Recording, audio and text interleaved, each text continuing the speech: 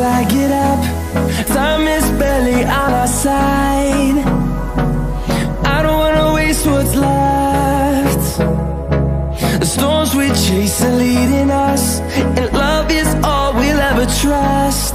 Yeah, no, I don't wanna waste what's left. And on we'll go, through the wastelands, through the highways, till my shadow turns to sun rays. And on we'll go, through the wastelands, through the highways, and on.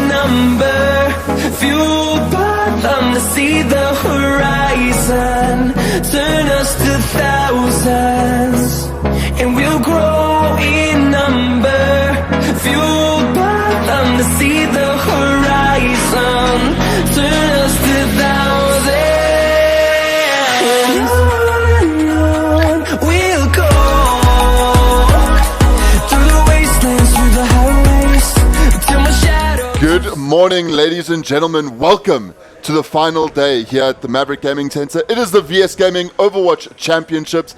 We are in for a cracker of a final, 80K versus Goliath Gaming. What do you guys think? How's it going to go?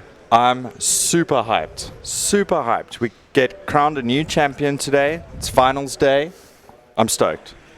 I feel like there might be another reason you're a bit stoked here today. Well, you know, I try and remain as impartial as I can, but my boys are playing. Biased couch here, by the way. Always. Always. Always But unbiased.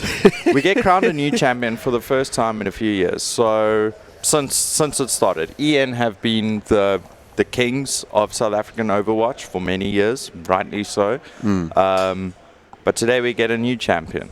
Well, kings have been dethroned before, so let's go. Now, I want to talk a bit about how these teams are coming into this.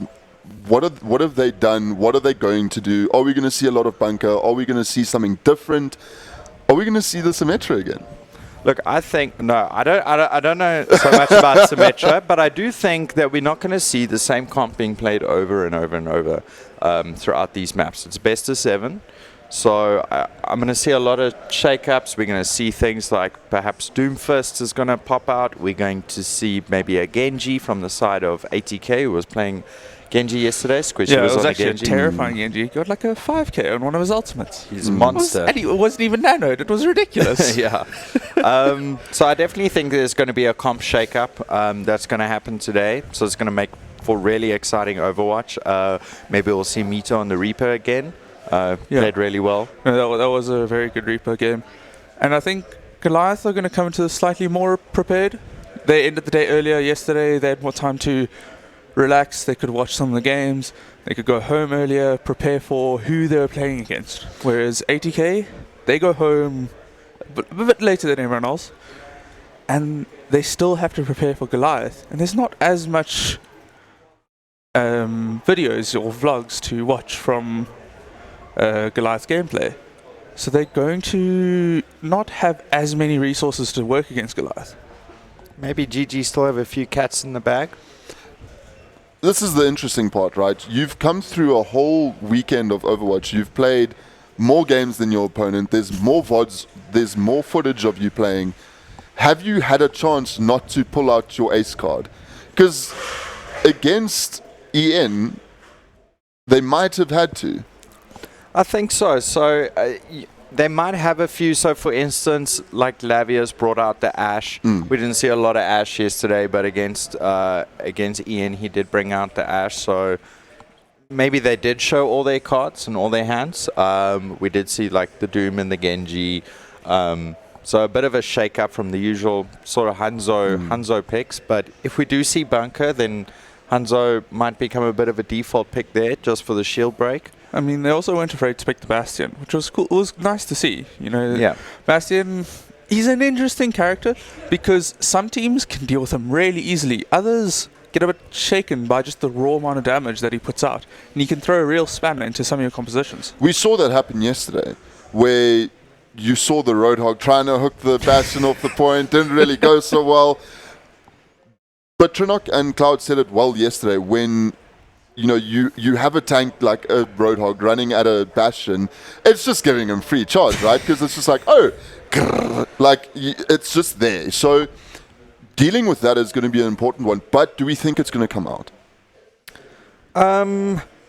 It also depends on the map. So some of them do favor the Bastion, and then maybe you've got an overtime situation where the pirate ship does make sense, and you want to push it as far as possible because maybe the other team has more times and you have less time. So you want to push that payload as far as you can, and something like pirate ship can really help you do that, especially if you get a snowball going. The other thing to mention here, though, is that the support changes are also a little bit different, where we saw a lot of Baptiste Zen yesterday, but Goliath Gaming are playing like Moira Lucio to enable Reaper as well, which is really smart. And when you're making DPS changes like that, it's not only really one hero, it sort of affects what other guys are picking.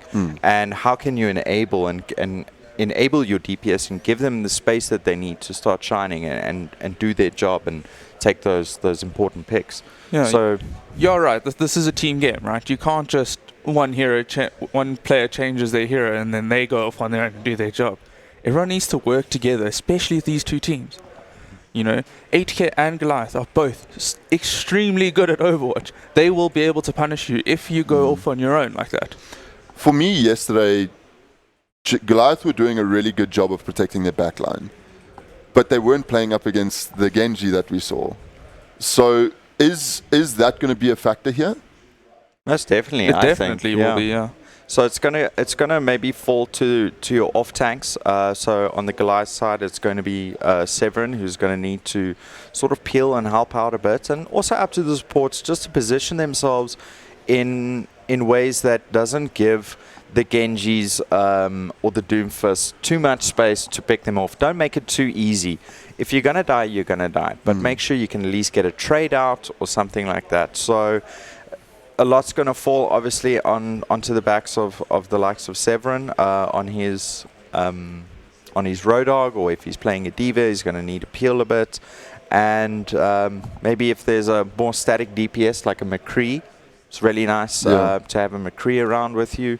So positioning is going to be key for them. Like I say, especially if you've got like a Genji Doom, because they're so mobile and they're going to quickly get in on that back line. And they're going to punish your supports, especially if they find themselves out of position. So yeah, but if there are supports like Lucio and Moira, those are very tricky supports that are hard to catch up to, even if you are a Genji Doomfist. You have to be careful. Because you don't want to jump in there and then you're just sitting there in the middle of the enemy team like, now I'm here, what's next? Moira just sits there and goes, oh, you're dead. Nice, let's carry on, guys. We've got this. On the other side of the coin, though, ATK's tanks were creating a lot of space for them to use those heroes.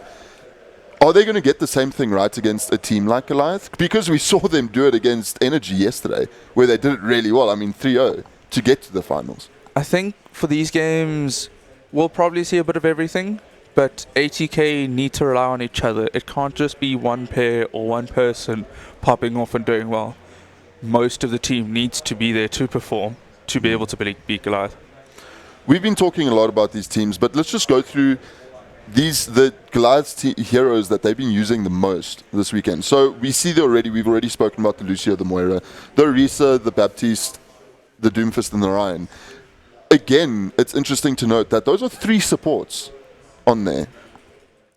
3 supports, 2 tanks, and a DPS. Does this show the versatility of Goliath using a lot more supports, or what story does this tell for you guys? Well, for me, it's that it definitely is the flexibility of the backline between Lag Beast and Visions, that they've got such a wide hero pool amongst both of them, and they've gotten them up to a really high skill cap as well. So we're going to see the Baptiste, if the Orisa's being played, and they're going to make hold hook combos, and maybe enable that with Hanzo and another DPS. The second DPS is a little bit more flexible. So it really just shows that, there's a lot of flexibility in Goliath's backline. And then both again on the front line, we've seen Blur play Orisa, Ryan, and Hammond. So he himself is not used to a single style of tank. He's really versatile as well. So the team has this great ability to switch comps on the fly depending on the map or what the enemy team's busy playing. So that's really nice to have as a team, that you've got such a nice depth of hero pool for each sort of player, especially players like your supports and your main tanks. And on the side of ATK? ATK will be... both teams will probably start out similar, right? You start with the bunker, then you feel how it goes. Then you adjust where necessary. Yeah. That seems to be what's happening, right? Like you start with bunker, poke a bit. Okay, maybe let's swap this out. Tweak it here, tweak it there. Bring out maybe the Genji, the Doomfist, if they just need to create that surprise factor. Maybe we can get some stats on the ATK team and their heroes used. And well, there we go. You said with the Zen there, the Zen, the Baptiste, the Roadhog, the Orisa, the Mei, and the Hanzo. Yeah. That's pretty much the standard we've been seeing all weekend. This is the lineup that we've been seeing. Yeah, it's that perfect mixture between survivability, raw damage output, and a lot of utility. Mei, Roadhog, and Orisa, they bring out so much control for the enemy. They dictate where the enemy is for the rest of the team to deal with them. It's a lot of shield break on that team as well, which is quite interesting to note, because if you're going against bunker, then that's what you need. That's the thing. When ATK play this lineup and the Mei is busy being played, Lavius on Goliath Gaming side is going to have to answer that. Otherwise, this comp is going to be a bit too strong if Goliath decide to get a bit more flexible on this. Because now you've got the shield break, and then they're going to isolate with the Mei really well. At this level, these guys are doing this almost perfectly. So they really need to answer that as well. So we'll see the likes of Lavius change to Mei. And again, in the backline now, it's a little bit of a different comp where Goliath's playing the Moira, but we can see the Zen going to be played by Mikelele, who is a fantastic Zen. And if you're not careful, he's also going to get a few picks. So there's a lot of utility, big healing here as well in the likes of Baptiste. You've got the Trance from the Zen. And then, like you said, a lot of shield breaks. So it's going to be very interesting to see how those first sort of clashes are going to happen. And it's a bit of a dance, isn't it, between getting out of line of sight, waiting for your shield to be off cooldown, dropping your shield, break. Do we see, because of, Goliath maybe they've done their prep work, but we know that ATK likes to use Zen. Does Goliath now turn to the Ana for the nade to try and counter that Zen a bit? Or is it not really a factor? I think it depends on what they're trying to achieve, right? If they're doing standard bunker, most likely not. If they're doing Ryan Zarya, maybe it can come out. But if they're doing the Reaper Mei with Ryan Zarya, then they'll want the Lucio Moira for the pure, just raw healing output and then the speed that the Lucio offers. They've already got the Lucio Sound Barrier as a defensive ultimate. with the coalescence on top of that. So you kind of trade that out. So anti-nade means you kill the enemy faster, but Lucio Moira means you survive longer, so you can take that extra longer time to kill the enemy. And I think even if they find themselves struggling against the standard bunker comp of ATK, the Ryan Zarya with the Lucio Moira can get past that shield. And if you time it right, if Arisa puts her shield down, right, and then you just walk past it, at that point, she doesn't have another shield for 10 seconds. It's Arisa's biggest drawback. There is no recovery for that time. You just have to walk back. Wait it out, yeah. And if Goliath do decide to throw in the Reaper in the mix, with that Lucio Moira comp, and ATK are playing with the Orisa shield, and they get that Reaper behind that shield, he's going to start doing a lot of damage. So then it's going to step up to maybe May to try and... But I mean, Reaper May is also a bit of a clash in itself. Yeah. So they're going to have to really try and dance around what the other guys are doing, and make some really good snap decisions. And today's are going to be all about decision making, because across the board, mechanics here are at a very high level. So the difference is going to come in where they're making these decisions on what we're going to play, how we're going to answer what this team's throwing at me right now. And I think that's going to be the make or break. It sounds like there's going to be a lot of pressure on the in-game callers here, or the in-game leaders here, on trying to get those decisions right. Because we talked about it a little bit yesterday on the panel, where we said it doesn't really impact the game that much unless it's used at exactly the right time in terms of ultimate usage, that sort of thing. How important does that factor into a game? How big of a factor is that in a game like this, in a final? I think it's huge. I mean, you've got possibly 7 matches. I mean, that's not counting. If there are any draws, that's an entire another map. So I don't know what the exact number is, but there could be a possibility of over 10 maps in one match, one series. That's got to be a lot. That can also put a lot of strain. Maybe if one team slightly falls behind, that in-game leader starts maybe feeling the pressure a bit more.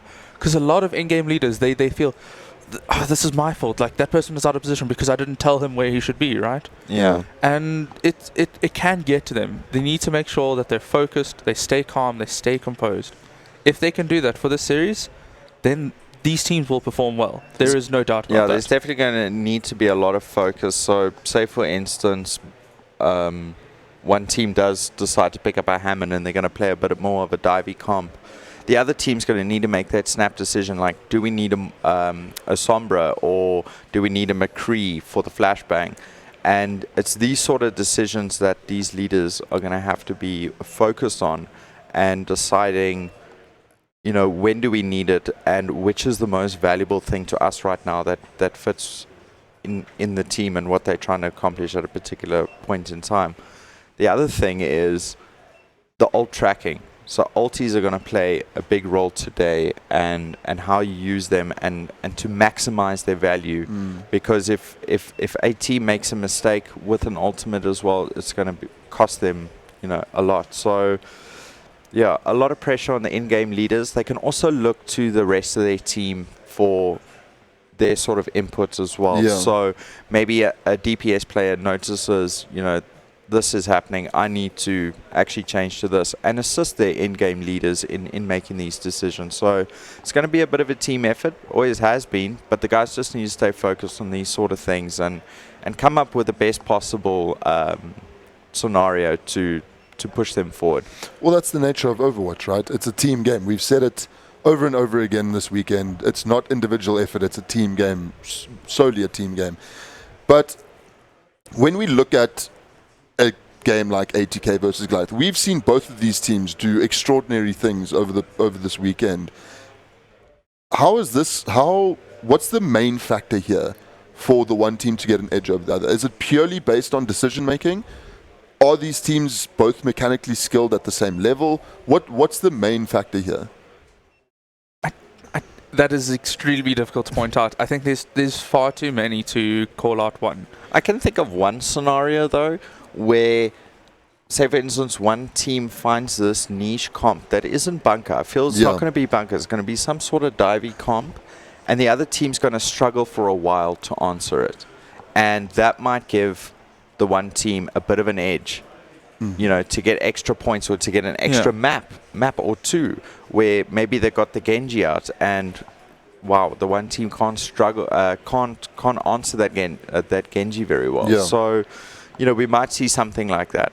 That's probably what's going to happen. Yeah, I mean, if we go to 7 maps, there's a lot of room there for people to test out the waters. Maybe we will see a Symmetra or a Torb, You never know. These are trying times. People are going to want to throw in a wrench somewhere. Yeah. And so I think it's interesting. I want to go back to the shot calling, because if I remember correctly, the main tank is most often the shot caller, right? And Goliath's main tank is Blur. And he's the newest player on that team. He's an extremely good player, but if when you're a new player, right, it takes a while to fit in perfectly like everyone else. So I can only hope that he can keep his calm and can keep those comms up for his team. And I think he can. I've played with him, and I must say that he really has fit in well. And with GG especially, is that it's not only Blur that's making the calls. So Blur is dictating the pace of the game, as a main tank should, because a lot rides on their shoulders to say, we're going here, we're doing this. But he has the backup of the likes of Lavius and Visions and Lag Beast, who are also making different calls and comp calls and changes and things like that. So it's not all on one guy's shoulder when it comes to Goliath Gaming. On the other side, ATK, you've got South African main tank Shapeshifter. Goodness gracious me.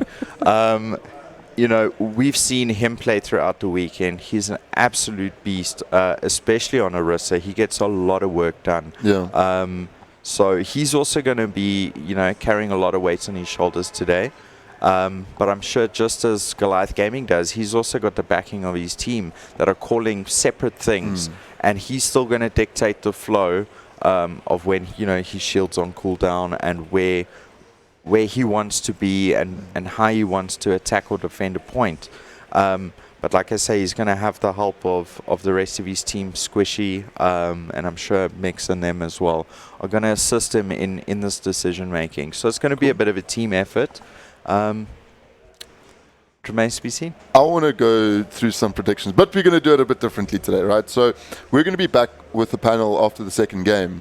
So what's the score going to be after game 2? Oh boy. That is extremely tough. I dig that. I never said it was easy. So what is it going to be? Is it going to start with control? Yeah, and then control. Second map is hybrid usually, I think. So, look, I think it's going to be 1-1. Yeah, I think it's going to be 1-1. I feel like that's the cop-out answer, though. No. So I'll do you one better. I'll tell you, Goliath are going to take control map, and ATK will take the hybrid. Okay. I actually think it's going to be the other way around. And I'm not just, trying to be entertaining here. It's that if Squishy and Sponge are given the space, they're going to pop off hard, like we saw yesterday. And I think that helps them with these brawl control style maps. So it's going to help them on 2CP maps, and it's going to help them on control maps. But when it comes to hybrid and payload, I think GG might have the slight edge just in the flexibility of their lineup. And like we saw with the hero compositions, they're sitting with 3 supports there over the weekend, is that it just speaks to the depth of their lineup. So they're able to adapt a lot more. So I think it'll still be 1-1 after game 2, but as it goes on, I think one team's going to start getting a bit of an edge, especially because then things like motivation, from previous games 1 is going to kick in and might see a bit of a snowball. But after game 2, I think we're gonna be pretty even. We're going to be pretty even after game 2. So now I have a question for you. I want a prediction from you. What control map are we going to see? Are we going to see Lijiang? Are we going to see Ilios? Lijiang. You think Lijiang's the first one? Well, I mean, yesterday we saw ATK play a lot of Lijiang. So it depends on who wins the coin toss, right? Because if the first map is control, then Goliath were playing a lot of... We saw Goliath play on Ilios as well. So It could be either one, but it depends You'd on who love wins to the see coin toss. Oasis. You'd love to see I'd Oasis. absolutely, I'd go mental. If it was Oasis, Oasis isn't great a stuff. bad map. I don't know. I just find it a bit boring to watch, though. It's It's got nice textures on the Do map. you know why? Nice. Do you know why? It's because you could take a Roadhog and hook people into cars. That's true. That's true. the only thing. Oh, I've actually never seen that happen. When is someone going to be like right next to the cars to be able to be hooked into cars? I don't care, but it can happen. Can happen. The dream is alive, lads. Let's talk a bit about ATK because I want to know, we've already spoken about Goliath and how flexible their hero pool is. On the side of ATK, is it the same? Is it the same sort of depth in the hero pool? I think It's very similar. each player individually, yes. Okay. They haven't shown a lot of different comps, though. Well, yeah, there's a They- difference between depth in hero pool and composition depth, right? Yeah. Because we've seen quite standard stuff from ATK this weekend, really. We haven't seen anything that far. I mean, we saw the Genji, we saw things like that, but we haven't seen anything drastically change. Do you think that was an ace in their pocket that they were holding on to? It's possible, but it also could be possible that this is their strongest composition. This is where they feel most comfortable. So they're going to rely on that mostly. But even if they do that and they slightly change that could be enough to change how that composition feels to the enemy, right? Then Goliath need to change how they play just because of one little tweak to it, right?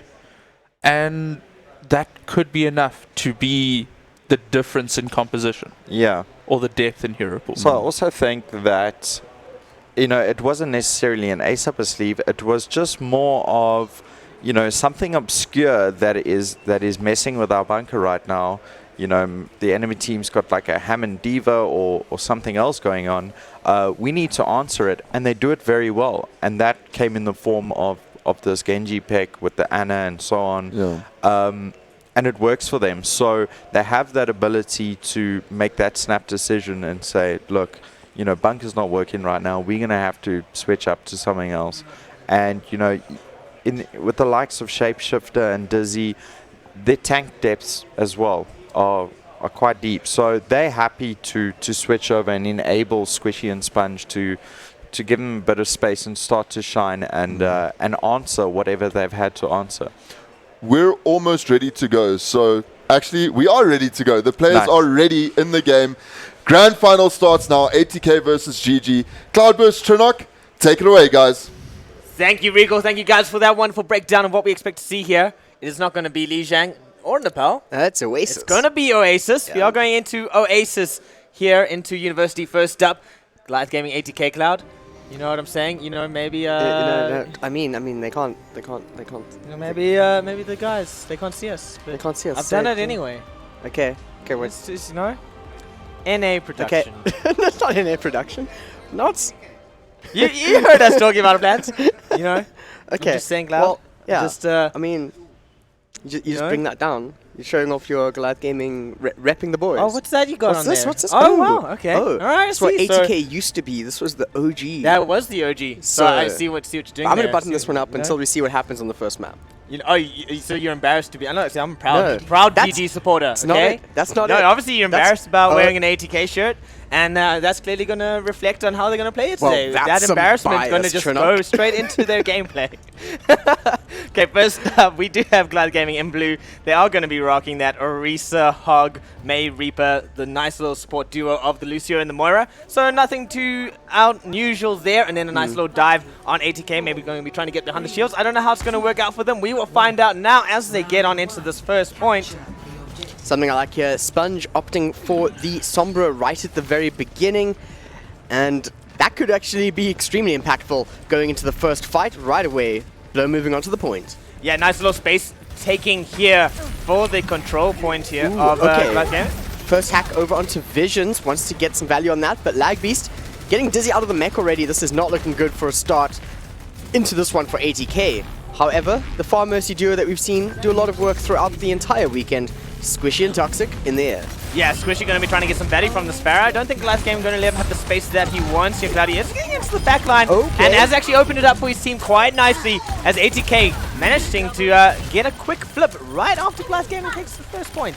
Yeah, I actually really like that. ATK, weird that they waited for the point to flip, but once they did, they just got the right picks and Squishy was in the right location. Yeah, Squishy going over the top. Goliath Gaming, they're probably just going to ignore him from now, see if they can get around him once again. Still going to be running that Orisa hog composition. Maybe if Severin can get some good hooks out, maybe threaten Squishy in the air, could be a viable way of doing it. I mean, the dive so far didn't really work out for ATK except for Squishy going over the top. But now we've got a Coalescence coming out. If Visions with Coalescence is going to be putting out a lot of healing and damage, 2 kills on the board for ATK, but Visions chasing down Mikelele has to deal with the side of Squishy as well as Lagbeast and Mito start clearing out ATK, moving onto the point, and all that's left is our duo in the sky, which are going to be shortly taken out by Mito and friends. A great dive by ATK, managing to get rid of the 2 dangers, Blur and Severin on that tank lineup, really opening it up for their team, but just once again the Reaper just being a little too powerful with that lifesteal, supported by Lagbeast and the Moira there with the Coalescence as the dive went out, able to just really build up the health pool, keep them sustained long enough that they were able to get value out of what could have been a dangerous situation for Goliath Gaming. ATK have the response now. They got 4 ultimates up. Going to have that Transcendence soon as Shapeshifter dives on in. Coming out from Sponge, moving in Rocket Barrage as well, putting a lot of ultimates into this one, but seems to be exactly what they needed to flip the point back into their favor. Yeah, very well played there by ATK. Nice little use of the ultimate. Still have the Primal Rage. Shapeshifter wasn't hasty with that one. Mikelele sitting on that Transcendence. Going to be able to help through a Death Blossom that Mito's going to be coming up with soon. And, you know, good EMP there. Sponge really getting into the groove of the Sombra place. I mean, ultimates, still 2 ultimates up, ready to go for ATK in the Transcendence and the Primal Rage. Lagbeast is going to be ready to go. Sound Barrier does come out. Primal Rage coming in from Shapeshifter. They want to make something work, but Coalescence from Visions is going to make it very difficult as Shapeshifter is frozen. Mito following up with a massive amount of damage up close from the Reaper. Self-destruct coming in, but I don't see much value that can come from that one, as GG are looking extremely comfortable on the point. Down goes Mito, but not out just yet as it continues ticking up for them. Squishy is causing huge issues in the air, especially getting rid of Visions, making sure that comes in with a barrage. Oh, Lagbeast goes up. Lagbeast, Severin, Whole Hog, Shapeshifter just jumped in and out. Only Sponge, they're committing ultimates, but it's not even their last-ditch effort just yet, but they're treating it as such. Yeah, they've still got time to really get back in this fight. I think at the moment, the tank lineup managing to get back to the point here was GG saving grace. Really might want to start looking at dealing with Squishy. Severin had to waste that whole cog in that final fight just to sustain through, but they still got the Death Blossom Babel. They have a Blizzard, so GG are looking good. Sponge going to come up with that EMP now though, and as we've seen before, he's used that to quite deadly effect. Yeah, he's looking for the backline. He wants to make sure the ultimates cannot be used going into this fight. EMP comes out right away. Shapeshifter and Dizzy are diving onto the point. However, Lapius over there on the main, not affected by the EMP. Icewall comes out, does separate ATK's team, and there haven't been any kills just yet. And I take that back because Severin finds Shapeshifter. Blur puts down the supercharge, and he wants to continue the fight. Lapius once again with a fantastic Icewall. Mito comes in just to finish it out with the Death Blossom. A big res coming in from Toxic onto Mikelele, using Transcendence just to stall it out. But do not think that this is what they can do here. Gonna have to back out, and I think this one's gonna go over to GG. Yeah, a little bit unfortunate there for ATK, the EMP plan not working out this time round. Able to just scatter. The moment the EMP came out, you saw the front line of Goliath Gaming just scattering, getting into a bit more of a safer space, waiting for that cooldown to wear down, then sitting once again, managing to eventually come together. It was dangerous there for Goliath for a bit because they are so separated. Yep. And the composition really is works better when you are all together in one fixed location. So like, it was a bit dangerous managing to get together, taking out Shapeshifter and just coming on through for the victory. Now onto the second round of Oasis. And Goliath Gaming going to be in a good headspace now, winning that first map. Not convincingly, ATK definitely have a foot in the door here and possibly could steal this from them, especially using that high mobility over these walls in this control point could really help them out. Yeah, I have to give it to Squishy and Sponge there, the DPS duo, opening up a lot for the tanks to dive in. Sponge coming in with the hack, Squishy from above to just poke them down. This one's going to be a good Etronok. I think so, as ATK taking this high ground, going to just collapse down on Goliath Gaming. You have to be aware of where they are at this stage. There's the May Wall from Lavius as ATK getting ready to jump down into that shield. So this is something we saw before where they just wait inside this room. They know that their opposition has to come to them. Point 6-2 contesting it right now. Dizzy wants to break down the ice wall. They want to get some damage. And Blur, first one to go down. That's a lot of damage up and onto them. And they do not have a resurrection with their team composition. Mito is getting a lot of damage, but they're not finding picks just yet. Shapeshifter playing very far forward, and Mito goes down thanks to Squishy. Lavius falls shortly after, and now Dizzy's just looking for some more as Toxic comes in with the res to make sure that Severin did not get the value he thought he did. Now, hacked, down and out, ATK convincingly take that fight. I'm not too sure what Goliath's plan there, just locking themselves in that room, walling it off, shielding it off. You know, once you lost Blur, especially, I mean, using Dizzy to get into that room quite nicely with the defense matrix, going for Blur, losing Blur, now you don't have the shield, so the main was going to be essentially just a one-sided uselessness, and then, you know, it's the room all over again. It's room part 5. Room part 5. We're getting there, guys. Okay, but now HK once again on the high ground. Shapeshifter, Dizzy staying on top. Sponge, EMP goes in. Shapeshifter dives onto the rest of the team. Mito still getting a lot of damage in, but Rocket Barrage from Squishy make sure they can pick up 2 kills. Primal Rage over on Shapeshifter, make sure they can get some more. And it seems like only Squishy goes down, which Toxic gets the res again. It's the previous fight seen again. Yeah, very nicely played with that EMP. Not, again, loving that ATK is having a lot more restraint than we saw yesterday with their ultimates. Holding onto the self-destruct, still have that. Valkyrie in hand. Transcenden's going to come up for them. ATK, disciplined, tightened up. Their head is in this game right now, Cloud. And I see Dizzy just throwing out a wild self-destruct soon. Yeah, so ultimates on the side of ATK are actually really, really good. They can make a lot of work out of it. But a big hook onto Dizzy. He needs to get out, but he chooses to self-destruct instead. Can he actually find someone with this? He can't, but he will get the remake as Lavius is out of position. Mito is looking to find some more in Squishy, but he just gets knocked back. Shapeshifter wants to get some damage in as Blur is hacked on the low ground. Cannot place his shield. Whole Hog comes out from Severin, which could open up quite a bit, but not having lag beast, not having that mobility from the speed boost could spell the end for them in this fight as Michaelele is just finding more and more picks. We do see Severin once again, the last one in the fight, last one to fall. ATK moving up to the 90% echelon. ATK, the high mobility here, City Center, definitely helping them out.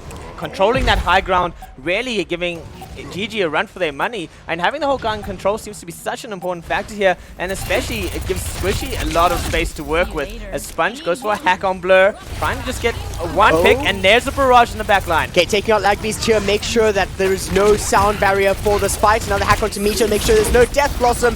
Then there's the EMP just to make sure that there is absolutely nothing that GG can do here on City Center. Looking really good for ATK right now, but can they do this again over on Gardens, where we have seen GG play pretty well?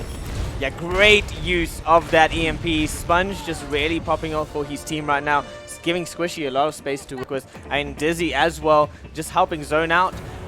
You know, what's great about what ATK is doing right now is they're making sure GG can never sit. Yeah. They can never really get into a space and challenge that space. You want to come a bit closer here, Trinak? I feel like the camera's moved. Yeah, I feel like it's moved as well, but can we blame you for this one again?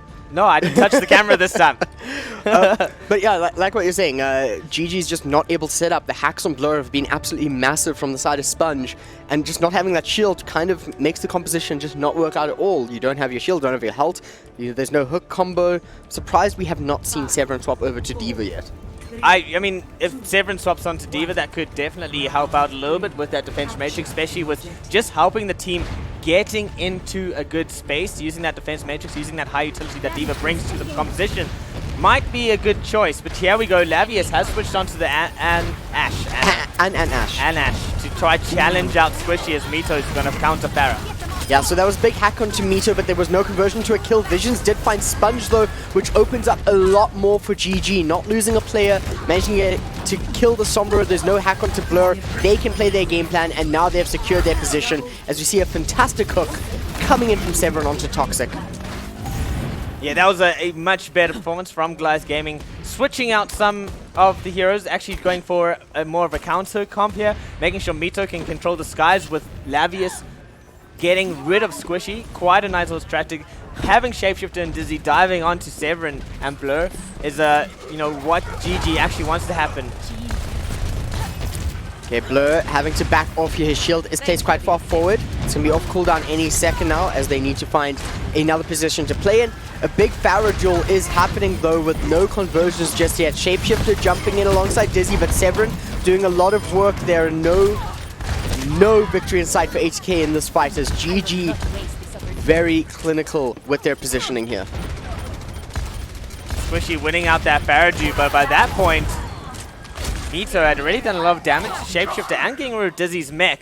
So now they're switching on to the Orisa Hog as well. Still got Sponge on that Sombra. He's going to have EMP up soon, but I think mirroring the tank line is definitely going to help out ATK a lot more here in terms of just how those tanks are going to come up against each other. Yeah, I do not think dive tanks can work unless the EMP comes out first. Surprised we didn't see the swap afterward, but look at that hook. Mid-air combo onto Severin. Is there a way they can take down Blur? Yes, they can. Bob is out from Labius, though, which is going to output a lot of damage. You have to be careful of that one, but Michael is going to make sure it does not matter as he soaks up all the damage from Bob in his Transcendence. Severin gets a hook over onto Dizzy, pops the whole hog as well as Blur is resurrected. Mito finds 2 with the Rocket Barrage, and GG. I did not think they would win that fight, but they look so comfortable right now over on Gardens. Speaking of ATK's discipline with their ultimates, they're a little bit looser throughout the ultimates, not quite getting the effect that they needed from them. And GG just ready to get involved instead and counter and just throw out their own ultimates to great effect. Lagbeast getting that resurrect on Blur, definitely a key factor in GG winning that fight. Supercharger coming out for Blur, that is a massive damage output. He's discorded, but he is not scared whatsoever as Mikelele gets taken down in the air. Squishy, Toxic trying to find some value. There comes the Rocket Barrage, but Mito is just going to deny all of that as they comfortably take Oasis 2-1 turn off. A little bit unfortunate there for Squishy as he goes for a barrage, but right into the Transcendence of Visions, only managing to get Lagbeast. Could have changed the fight, just waited a fraction of a second longer. The Transcendence is out, the barrage goes in, has a huge impact, and takes out maybe 3 of Goliath Gaming based on the positioning of Squishy. Yeah. But in the current state, just couldn't have the effect he needed to have. And Goliath Gaming obviously going to come out on top. So we are going to go into Hybrid now. What do you expect to see in this Hybrid map here? It's going to be interesting. I mean, Lavius is going to want to play the Widowmaker, the Ashe. I don't know if I've actually seen him on Hanzo much at all, but he's going to want to play those hitscan sniper characters, but he might just be needed over on the Mei for this. But I think we might see a similar story of one of the teams is better at taking a control point, and then the other team is better at pushing the payload over on the escort portion of the Hybrid map. As to which team is better at either, I'm not sure, but I think it is going to seem a bit polarized in that regard. Yeah, I 100% agree with what you're saying about the polarization. Yeah, and what are your thoughts going over to Hybrid? I mean, I'm actually not sure which Hybrid map they're going to be going to just yet, so that can also decide quite a bit, because my mind went straight to King's Row, talking about snipers. Yeah, I think King's Row could be a good option. I mean, Lavius is a great Widowmaker. Could counter Squishy, who's loving to be just always on that Pharah, getting a lot of value out of the Pharah, despite what GG is running. But also at the same time, I mean, GG has shown that they are really well versed in the current strongest composition, which is that Orisa Hog, Orisa Diva with the Lucio Mora Reaper Mace lineup, and that can also work quite well on defending and even just pushing forward a payload. So, for Goliath Gaming, I don't think it's going to really matter what sidelines they're on in terms of Widow. It's more going to be on how ATK just makes the stable space that Orisa comp gives you into completely just not a space that Goliath Gaming can operate in at all. Yeah. And they were doing that quite well in City Center, just because of the verticality of it, the high ground that they had. And the ability they had was just way better than Goliath's centered play. Yeah, they were just making sure play. Goliath could never get that core play set in place. And when Goliath just switched up their comp a little bit just to counter the heroes that were really giving issue, which was that Sombra and the Diva and the Pharah. There we go, that one. And the I was Pharah. also like, I know there was another one in the sky, but once they countered those, and then they just basically had the dive times jumping into a Roadhog, which is not really what you want your dive hacks to do. It ended up that Goliath Gaming actually came out on top again. Yeah. So, I think it's more going to rely on how is Goliath Gaming adapting to ATK's countering of their composition. Yeah, there has to be an adaptation over there. I'm actually not sure where this could go. King's Row, both these teams are very powerful in King's Row. Of course, this is ATK's choice of map, seeing as GG took the first map over on Oasis. So maybe they have something interesting for us. I hope so. I also hope so, that there's something interesting being pulled out here. We see a little bit of a sneaky, tricky plays for at least one of these teams, bringing it out. But, you know, it is also the South African home ground, Kings Row. Yeah. So, I mean like I said, both these teams it's really... in Europe, but it's fine.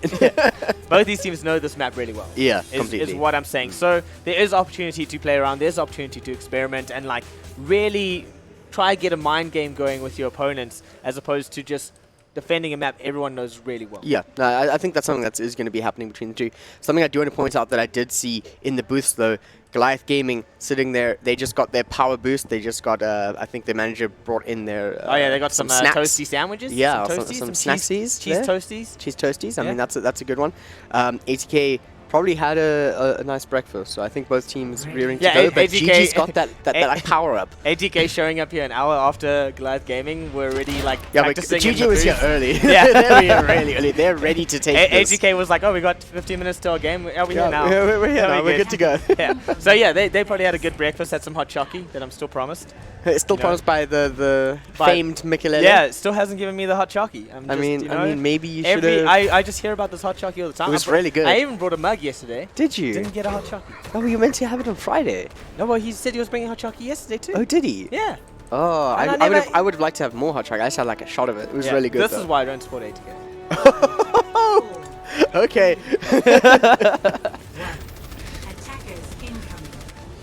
Okay, back into the match here, of course, on the defense. Lavius, as I thought he would be playing on the Asher, he's ready for Squishy's Farah, currently in the air.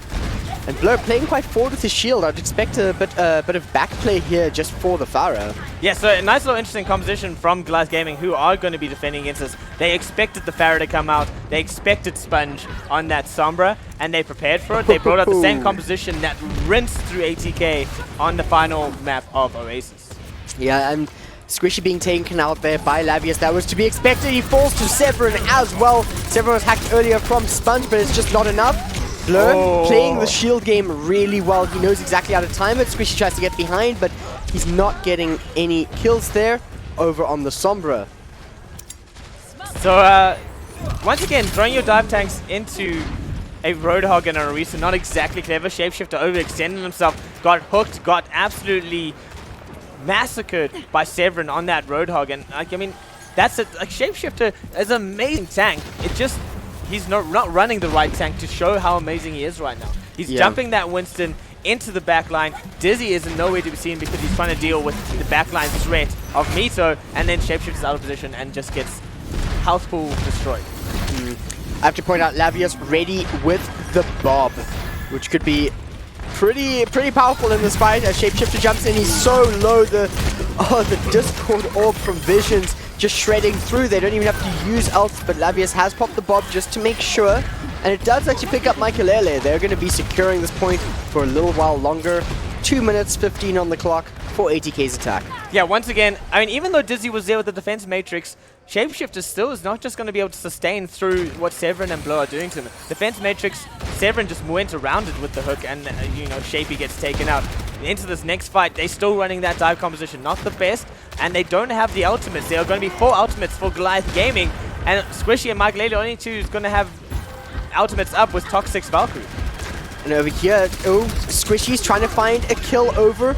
Oh, but Severin is the one to pull the hook. Visions goes down in the crackback. Severin comes in with the whole hog, where Dizzy is putting a lot of work into the defense matrix to make it not work out for him. However, demeched, ATK's Mikelele picks up another 2 during that duel.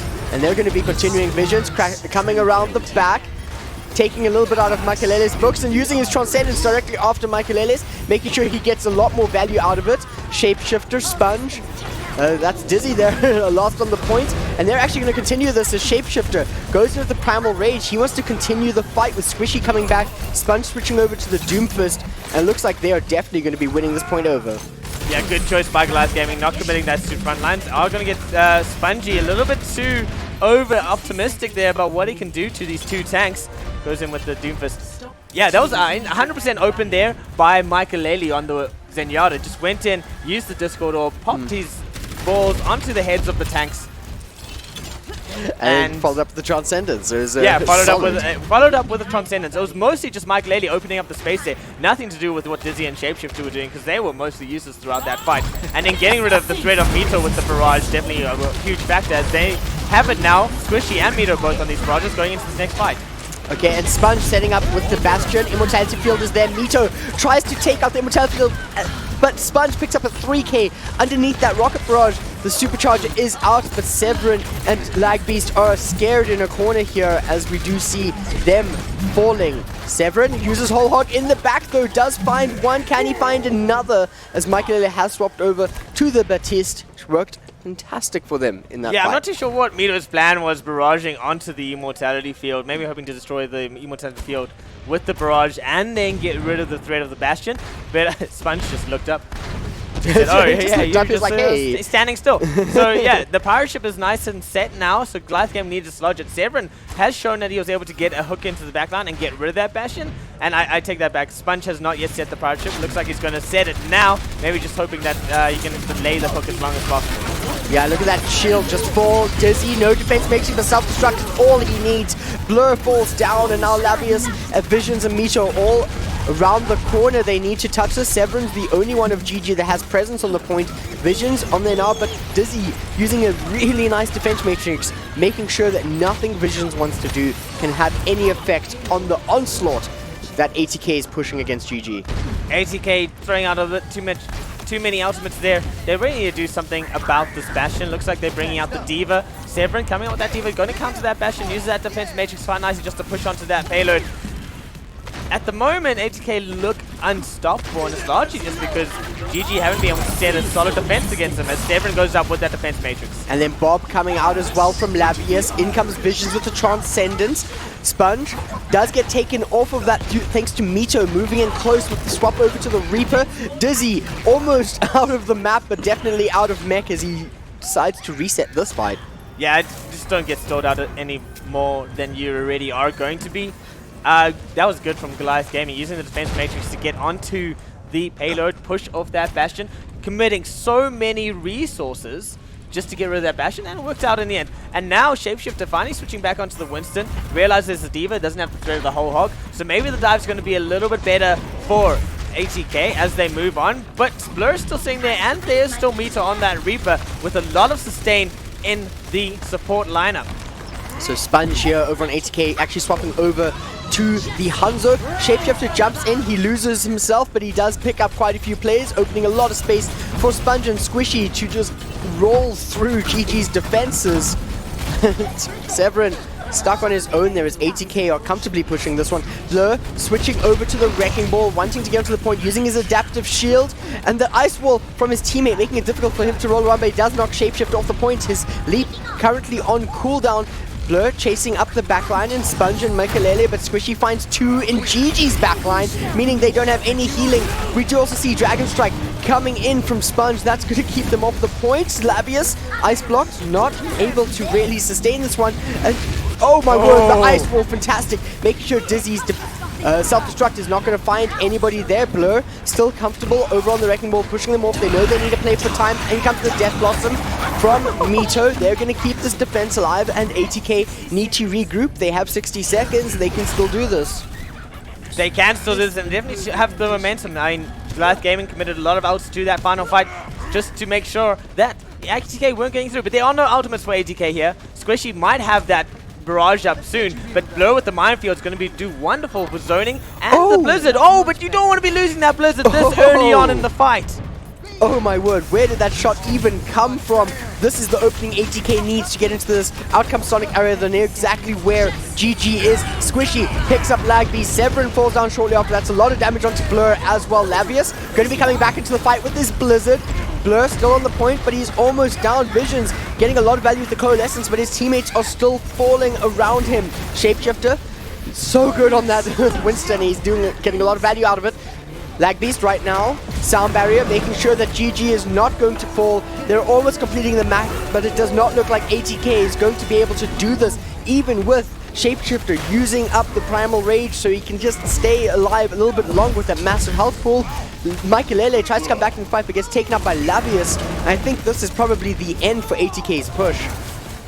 I think what's key here in this entire in the entire map right now is the adaptability of Goliath Gaming. Seeing the Bastion bringing out the Diva, seeing the dive come out, bringing back The Reaper, the Reaper, you know. Reaper May, Yeah, as soon as bringing that out a happens, more dropping the sustainable Ash. composition in those close range fights, realizing that they might lose it, bringing out the Wrecking Ball alongside the sustain of those two supports and the Reaper May, and suddenly they just have a lot more mobility to be able to contest the point and then sustain through that fight. Really well played by Goliath Gaming to do a full hold there on the final point. ATK need to just go back to the drawing boards a bit, rethink how they are approaching the attack and how they are pushing that payload forwards, and why it is that when they are diving onto Goliath Gaming, they are just being deleted. I think that the dive is a good idea in certain positions, certain places, but when the dive is being countered that hard, they really need to rethink their strategy there. Yeah, I mean, there's a little bit of overextension from your tank lineup for sure. And I feel like getting that early pick on Lavius there in the last fight, they should have had the whole team move forward, but we saw that mainly just the tank line was able to actually get any value out of that early pick. They need to find a way around that. And now, of course, over on defense, Shapeshifter moving over to the Orisa and Dizzy doing so well on the Diva and sticking to it.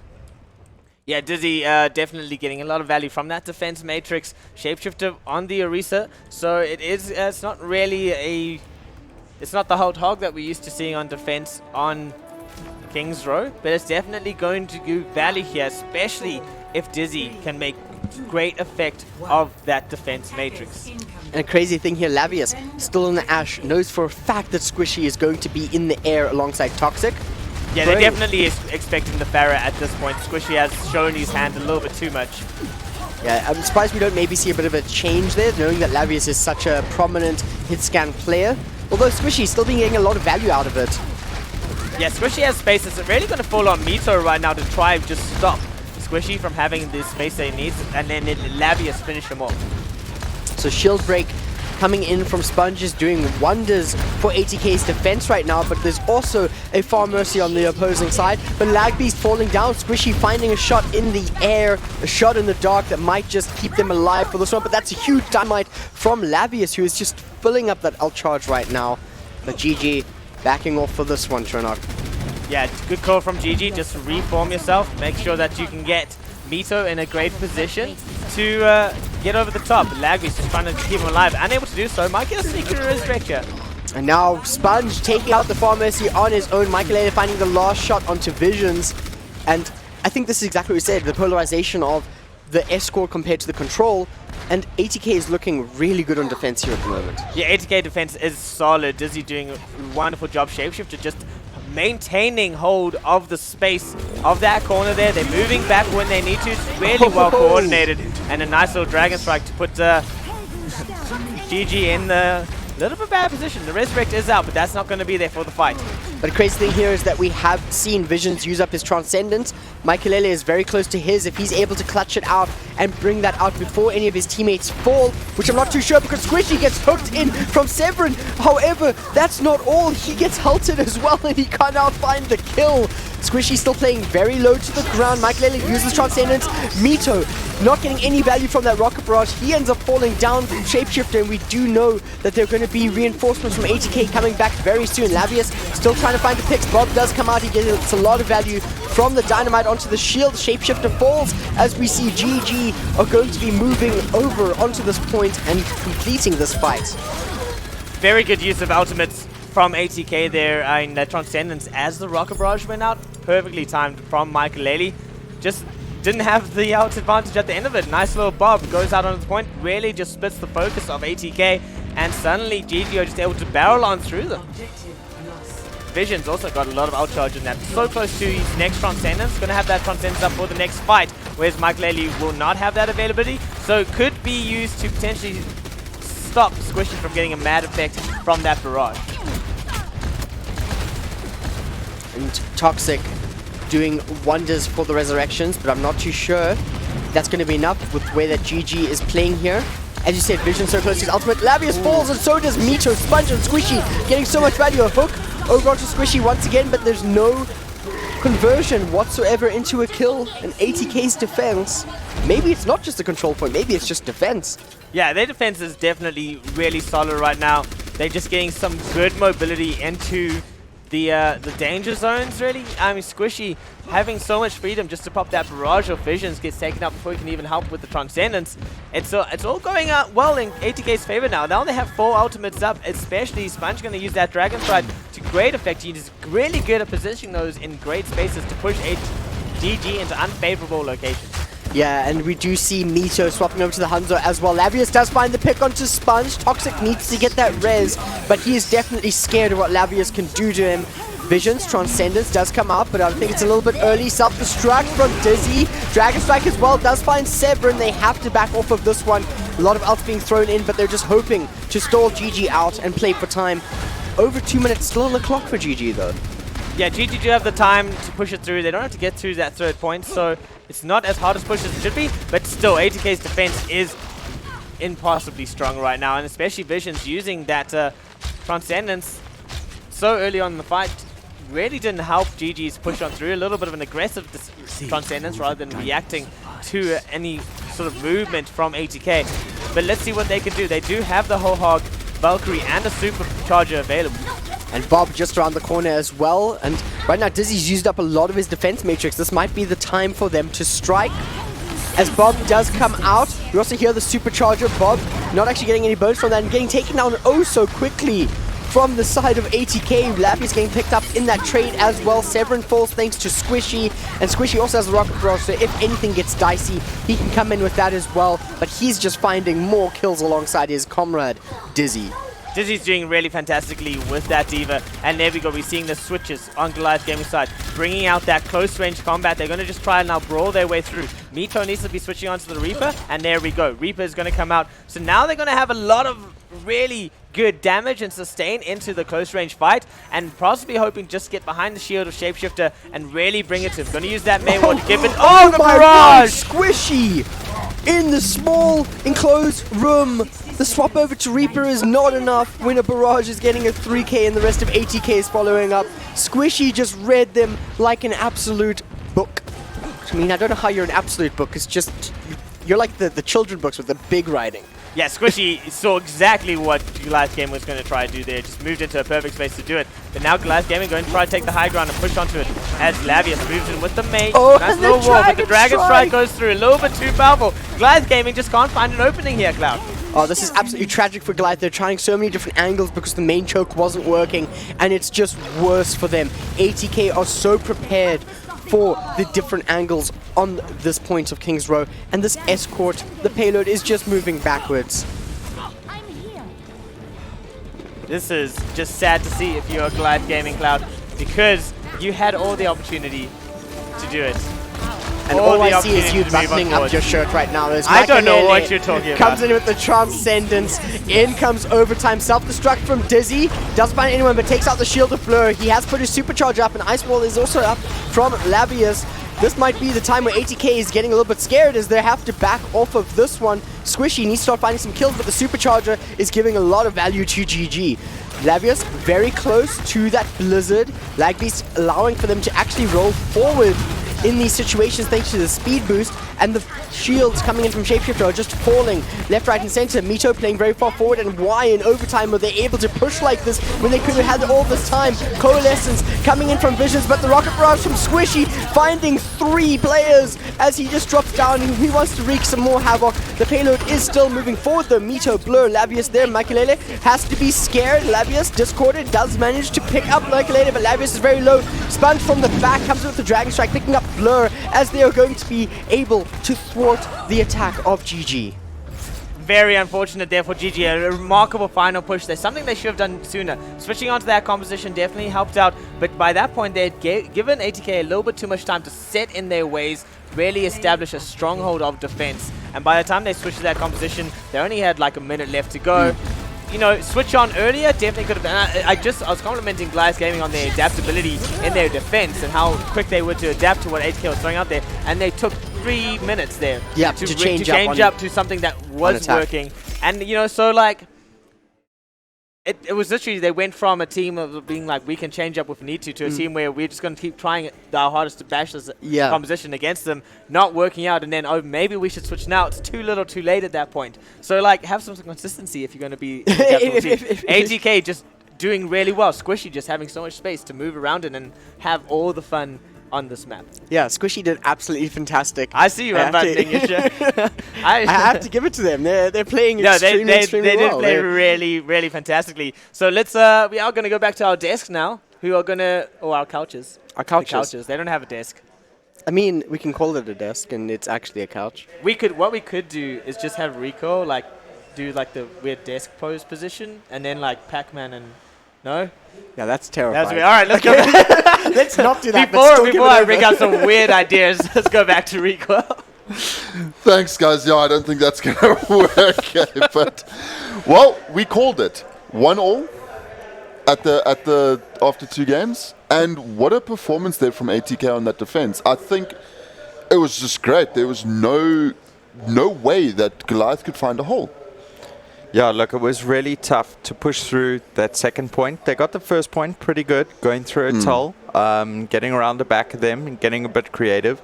They tried the same things, but just with maybe a comp that wasn't working out for them. And Squishy on the Pharaoh was just thwarting any sort of attack. Good. That 4K that he got from the Rocket Barrage when they were coming through that choke, I was just like, oh, yeah, you're not getting through there. Sorry. Yeah, that was savage. So I think... And the casters did say this was they did find a comp sort of near the end. Yeah. I think it was the May. The May helped a lot as well. But they just didn't have an answer for Squishy on the Pharaoh. So they could have maybe made that change a little bit sooner. They did on defense. They did make those snap changes, especially near the end, and they managed to defend. So I was hoping to see a change a little bit sooner. But we don't know. Maybe they were thinking about something else at the time. Yeah, no, it was really interesting to see because, you kind of expect Goliath to change and adapt a lot quicker. But maybe they just had a bit too much faith in that one composition. I mean, maybe there's something that we missed. Like, we see the bigger picture. Maybe there was actually a reason that they stuck to this composition. Maybe it was their best shot at getting through that choke, and ATK just played it too well. They really did. We spoke about decision making in the beginning in the first panel, and it just felt like Goliath, unfortunately, on Kings Road just couldn't get it right. On Oasis, though, it was such a good map. I love it. But on Oasis, they got it right. I mean, they lost the first point, and then thereafter they were just like, okay, guys, we're taking this. Yeah, and then convincingly as well. So, it definitely is there. Maybe it was just a little bit of a slip up on Kings, but Oasis, really strong. Yeah. Good showing. I thought ATK would take control maps, but it turned out to be the other way around. So 1-1, maybe it's just a reflection of both teams just feeling each other out at the moment. But clearly ATK's defense on sort of payload and close chokes is really good at the moment. It just looked impenetrable, really. Yeah, they need to find a solution for this Pharah. The Pharah is achieving far too much.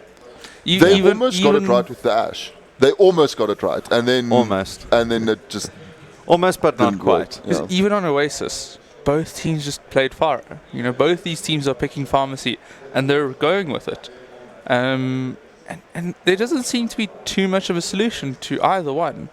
On Oasis, Goliath had Pharah, and Mita just kind of killed everyone. On Kings Row, ATK had Pharah and just kind of killed everyone. Yeah. I was just about to say, except for when Squishy's hitting mid-air rockets like he is. Yeah, that is one of his sort of signature heroes as well, that and the Genji. So, it gave him a chance to shine. He did really well. He did well.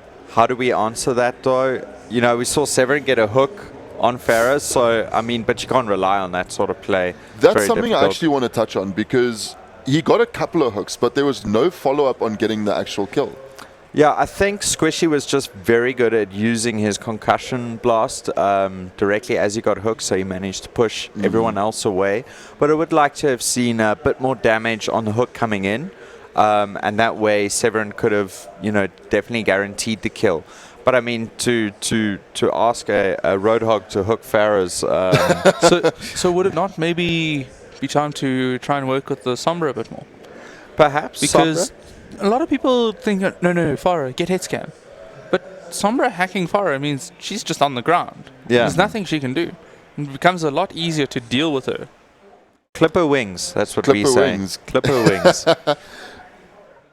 When we have a look now at going forward, both these teams are looking really strong at the moment on their specific maps, because it just looked, obviously the defense of ATK is looking just really strong at the moment. Does Goliath need to change up what they're doing, or is it still too early to call? I think it needs to be a bit of a mix. So they obviously got some things right. So the recipes are there, and they're doing good on certain compositions. And again, it's going to come down now to decision making and thinking about things like the Sombra, and maybe bring that into the fold as well.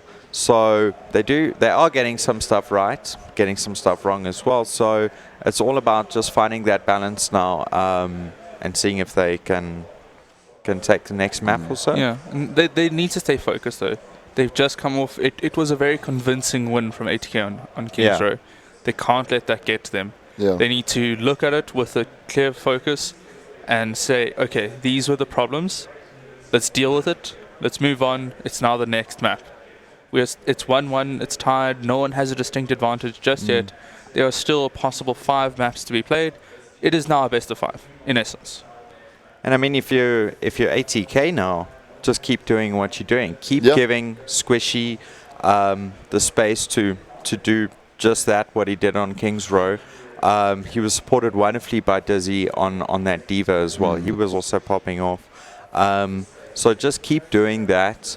And, that's a recipe I think that GG are going to have to think about, how do we answer that? And, it's also going to be very now map dependent. I think the next map's going to be a payload map, or is it a 2CP? I think it's 2CP then payload. Might be a 2CP map next. So, yeah, if you're ATK, you're going to look to keep empowering the DPS to keep shining the way that they just did. ATK on Oasis were struggling a bit with their ulti management, and also a little bit on their pushing on Kings Row. But it looked like they got it right towards the end. That communication come mid-game, or is it just something that sort of just happened? It could be both. I mean, they could have, personally just seen, wow, I threw that ult, I wasted it. Yeah. And, it could be a conscious decision on their own part, or it could be the fact that an in-game leader is saying, look, you need to just watch out and manage that a little bit better.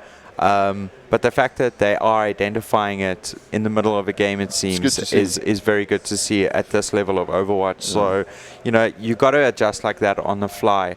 To give yourself as much value as you can out of your abilities, because if you're just throwing your abilities out and you're wasting them, then you're going to be a big disadvantage. So it's nice to see at this level that the guys are adapting. Who do we think is going to take the 2CP map? We saw how good Goliath were on the control. I think Goliath. You think so? Yeah. Yeah, I'm going to have to agree now, because I was very wrong. I was very wrong on the last prediction.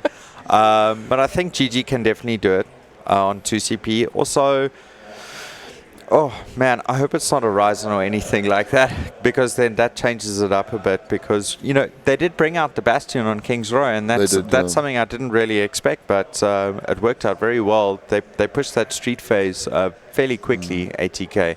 And then Goliath managed on the third point to switch up their composition and answer that, which was nice to see. So 2CP remains to be seen, but yeah, it could be Goliath's favored. Is this where we see Hanamura come out and then the Sim Bastion leapfrogging all over the place? Yeah, no, I don't think I don't think that's gonna come out. A man can dream. Look, it is possible. It is possible, and Goliath Gaming are notoriously strong on Hanamura. I don't know what else is in the pool. Is there Volskaya in the pool? Yeah, it's Volskaya, Hanamura, Luna Colony, and I think there's one more if I'm mistaken. Because Volskaya, the first point can definitely favor a good Farah player. So you might see something like that again. Second point as well, though. A lot of people, because Farah has 2 flank points, right? On second point, Volskaya. And if you're wanting to play May Reaper a lot, you kind of have to swap that out, because you can't just let this Farah get away with the free flank. Yeah, and you're not necessarily watching the water flank side. You don't want to. You need to watch that main door. And a player like Squishy can abuse something like that and really lay down the hurt. We saw ATK using dive quite well on King's Road. Do you think that might come out again because it's working so well? Perhaps. Depends on map. They I did think. get punished a little bit, though, by Severin's Hog. And then Mito obviously picked up the Reaper. So pre-Reaper, they were doing very well in the dive. So it is something that they might still lean on. But it depends on if the map's going to favor the dive. I think ATK will bring out the dive again with the Sombra. And we saw Squishy on the Sombra, just as adept as Farah as she is on Sombra. So, that EMP being really strong, especially on a 2CP map, you might see something like that as well. Who's taking the series? Oh, that's the big prediction. The big ones, the big guns are coming out. Who's taking this series? My boys, Goliath Gaming. So you and Trinok are in the same boat. Are you going to stick with Cloudburst? It's so tough to decide. Both these teams play extremely well. But I think I'd like to see ATK take it. So we have a split. That's fair. I like it. I'll allow it. So we have Trinok and Pac-Man for Goliath, and Earthy and Cloudburst for ATK. And are you Nice. going to be Where the do you deciding sit? vote? Where do I Are you can't. Switzerland I'm right the now? impartial fifth We person. cannot have a draw. We cannot have a draw. Maybe we can. We'll see. For the first time in history. For the first time. So, moving back to this game, just taking into account the performance of these two teams over the last 2 days, are they looking as strong, or even stronger, in my opinion, actually, than they have in the last couple of days? Because we saw ATK pretty much, it's probably not the right word to use, but walk over energy last night. They made it look very, very easy, whereas the game before against energy really wasn't. Yeah, it was a lot more tight. They just look a lot more composed. We don't see ATK trying to go for those flashy plays. They're playing as a unit, and so are Goliath. They bring in the thunder today, both teams. They really are. And, they've obviously had a nice evening's rest, and this is the first game of the day. And the guys are really playing a lot better than they have been. I mean, this is a grand final. You really need to pull out all the stops and really play your hardest. So, yeah, cool. Guys are showing flames. Yeah, I think in a final like this, you need to be consistent, though. That comes a big issue. Sorry, Earthy, I'm going to have to cut you off there. We're going back into game. While I go try and find a desk, we're going back to the casting desk. Trinok and Cloudburst, take it away. I mean, if you want a desk, we have a desk here. Yeah, we've got the desk. We can lend you a desk. We could just shuffle the desk along and just hand give it over. I don't know what we would use then. No, then we get the couch. Oh, yeah, we could yeah. just swap places. You guys have the desk, we have the couch. It looks way comfortable. Yeah, it does. It's like suede and blue. Wait, is that really blue? It looks turquoise to me. Like a tealy blue. That's I don't know, nowhere man. near teal. I don't know what colors Do you even know are. what teal looks like? Maybe not. Obviously, I Okay, don't. clearly not. Clearly. Talking about colors, we're moving to Hanamura and we get all those lovely cherry blossoms and that beautiful pink. It's purple, right? Oh my word. Someone please help Trinok. Someone. Anyone. Just please. This man needs assistance. All right, so the lads have had a little bit of a break here. Maybe get some strategies in order to go to the bathroom if they need to. So we're going to be seeing some fresh teams coming out as Lagbeast and his GG boys bring out quite a little bit of an interesting defense here. Mito with the pharmacy on Lagbeast. They've got the Holt and the Diva there to really contest space. Lavia's going to be looking. They clearly are suspecting a Farah coming out for ATK, but Squishy's going, I'm going to just be on that Genji instead. So it's all about maybe here mitigating the effect that Squishy could have in the backline, which Mito might play a good role in doing so, just attacking from far. So we were actually just talking about this previously during the break. We were saying, hey, Squishy's such a strong Farah. We're like, yeah, but his Widowmaker and his Genji are also extremely good contenders. And we can see Sponge right now over on the Sombra, who wants to just scout it out, find out exactly what's happening, find the right angle, gets a big hack onto Visions. Is he just going for the kill? Yeah, he's trying to get as much value out of that hack as possible, making sure the invulnerability field there is a huge hack, but ATK really needs to capitalize on and pushing forward, but the dive is on here, Cloud. And the hack is just on Visions every single time. Squishy finds Lavius, but he needs to find some more as he's going to be staring down Mito's missiles right now. Severin does pick up Dizzy though, and Lavius is actually caught back up in the midst of the fight, which is not something I can allow, although it doesn't matter if you're back to being alive because you're going to be sleeping thanks to the side of Toxic, but ATK thwarted. Well, he's a whole side of himself. A whole side of himself. He's not that big. Because his plays are that big. You can't just call people a side. Plays are that big. You can't. That's rude. He's not the whole burger. He's just the side. Sometimes sides are good. You know, some exactly. French fries. Sides are probably like one of my favorite part of the He's meal. the French fries to my hamburger. That's true. If you think Squishy being the hamburger, Toxic is the French fries that brings the meal together. Exactly. So 100% accurate here. So yeah, Sponge doing really well because what he's trying to do is making sure that Visions doesn't have that invulnerability field with the hacks. So you can see, constantly focusing down Visions, and Visions just being constantly harassed. Severin looks behind with that defense matrix, keeps Visions alive.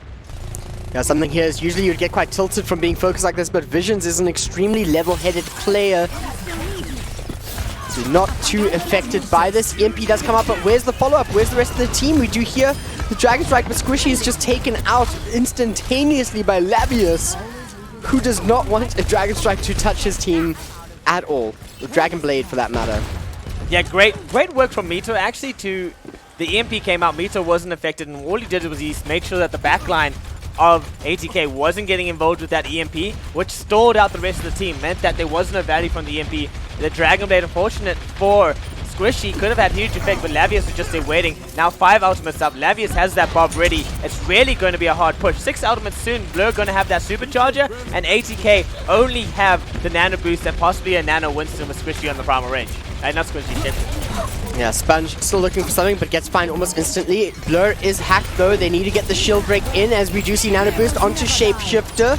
There is an immortality field, or there isn't one anymore. They need to find some kill conversions here, and they're trying, but Bob is causing a lot of trouble. Primal Rage over onto Shapeshifter, and we've seen some fantastic Primal Rages from this man. But Mito channeling some Squishy here, and with the triple K from the air, making sure that ATK can throw as many ultimates as they want into this.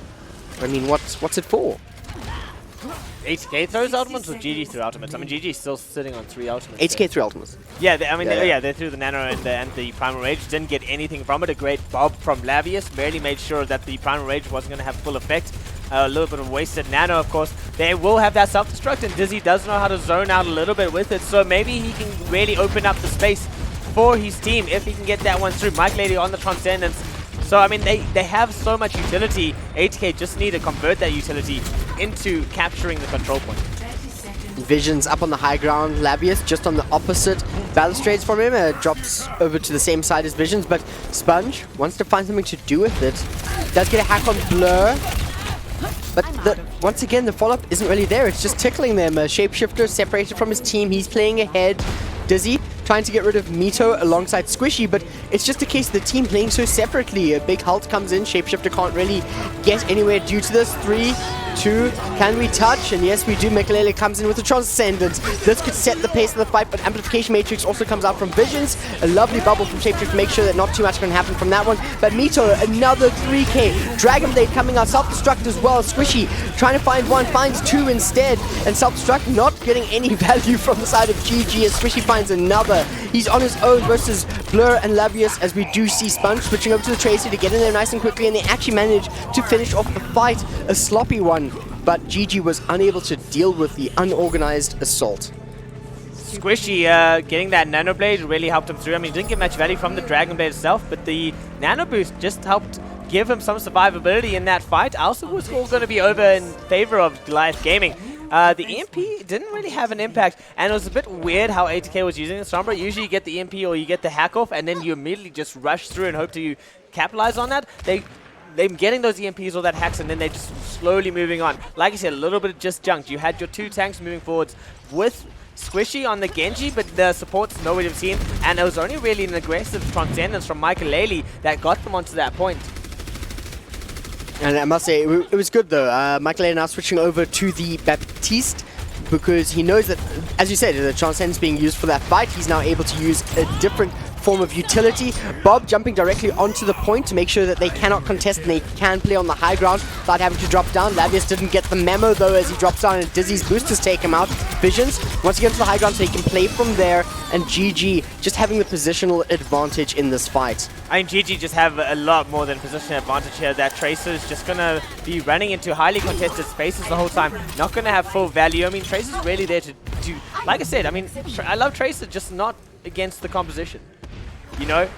There is no real space to threaten with that Tracer when you have an Orisa and a Diva just happily setting up and being able to spam down wherever the Tracer moves into. Big struggles, and due to that, we do see Sponge switching over to the Widowmaker. Mikelele not wanting that Immortality Field, instead going for the Lucio play here, probably wanting to build up a big sound barrier, and similar to their previous push, using the defensive ultimate just to get into the fight.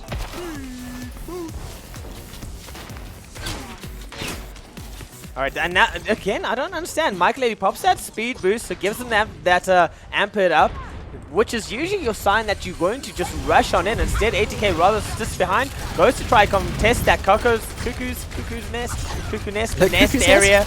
Goes to try contest the nest on that left-hand side. Doesn't get too much effect. Severin doing wonderful with that defense. Actually goes for that self-destruct. And self-destruct does find Mikelele, which is great for them. No more utility in those auras. However, losing more players, Sponge is doing great work on the Widowmaker here, making sure that they cannot peak the way that they are, although there's a bit of focus going onto him here. Luckily, he does have assistance in Toxic, as well as Squishy. They need to start moving on to the point though. Supercharger is in play from Blur, and right now they're bleeding out. GG relying on the spawn advantage as more players keep falling. Squishy doing so well on the Genji. We do see Bob coming out from Lavius though, and just not quite in the best of positions. They're able to play around it, although I take that back as Visions breaks what I'm saying completely, takes out Mikelele, and now they're losing a lot of healing.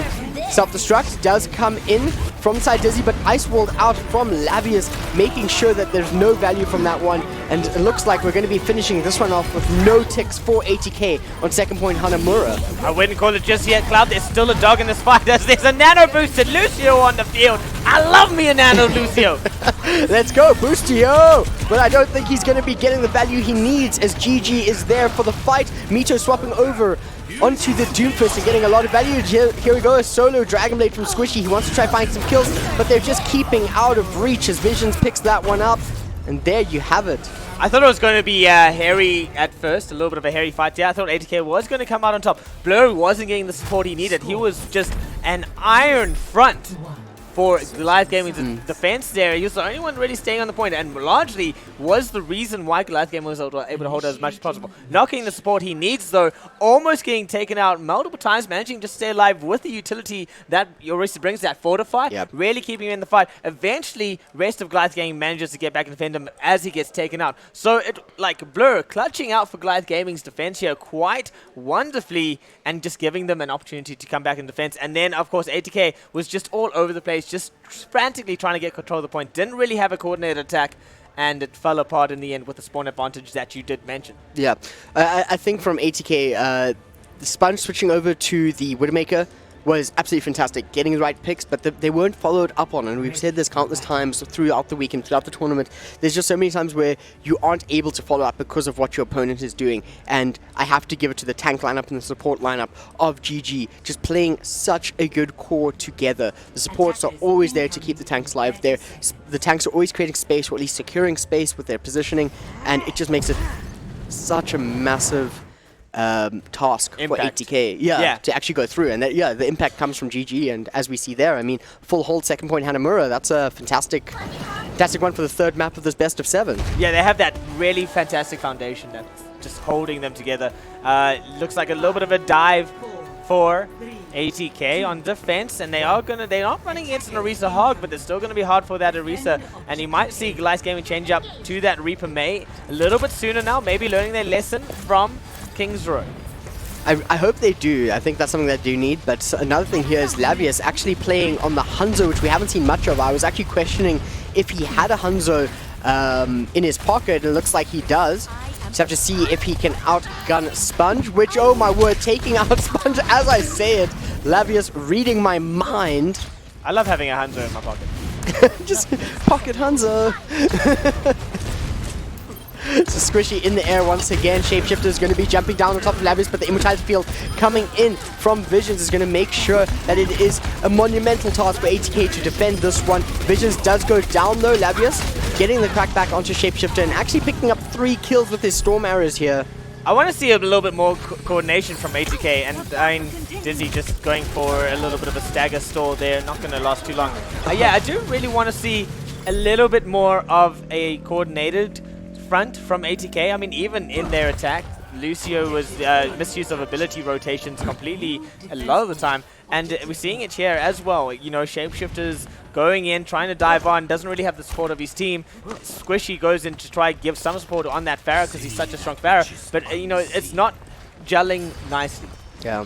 And over here, of course, because there was an overtime for the defense or the attack of ATK, only 1 tick needs to be had on the second point. Hanamura for Goliath Gaming. They have ultimates ready to go, but Shapeshifter and Squishy say nay. They are ready to fight inside of this choke. And this is similar to what we saw in King's Row. GG goes into a choke, and then ATK just completely decimates them because they have that AoE damage with the Pharah. They have Dizzy using Defense Matrix oh so well on the D.Va as well. Yeah, that was a phenomenal play by Dizzy alongside Shapeshifter, just putting into that gap, Defense Matrix out, making sure no damage was coming out onto them from Goliath Gaming, and then just Squishy moves in with that Rockets. Really nicely played. He does have the Barrage up. Shapeshifter going to have that Primal Rage up. And, you know, there is zoning capabilities for Goliath Gaming, though. They do have the Dragon Strike. So getting them off that nest on the left-hand side could definitely be what Lavius needs to do first up here, as he gets some information on where they are hiding, but no else to be used just yet. He does have the Dragon Strike ready to go as well. Visions has the Amplification Matrix if he needs to use it. Dragon comes out, opening up the path for them, but having Lavius fall here is just not what they want, as Shapeshifter also coming in with the Primal Rage and playing so far forward, but he has Dizzy by his side to assist him, and he's just going to send GG packing. I mean, that's a bit more of what I want to see from ATK. The coordination there was fantastic between Dizzy and Shapeshifter. Getting into that high ground window, waiting for Lavius to be a little bit too exposed, popping that Dragon Strike, knowing that they can't be cleared out with that, then jumping in behind, into the back line, behind the shields of Blur, and it all just crumbled in on Goliath Gaming. But still, like, they've actually managed to keep a lot of their ultimates. They didn't use the Barrage at all. Michael A still got that Transcendence, so you can help against anything that's thrown in from Goliath Gaming. Mito especially going to have that Barrage up soon. So it could be a battle of who can use their ultimates better here. And the Dragon Strike from Sponge picking up Lavius at the start of the fight. Amplification Matrix does come out from Visions. That's going to be a lot of healing to keep his team alive, but he's being focused, and Sponge finds him with the Discord Orb from Michaelele, who then pops for Transcendence to make sure that his team is not going to fall at all. I don't like the usage of that Transcendence by Michaelele.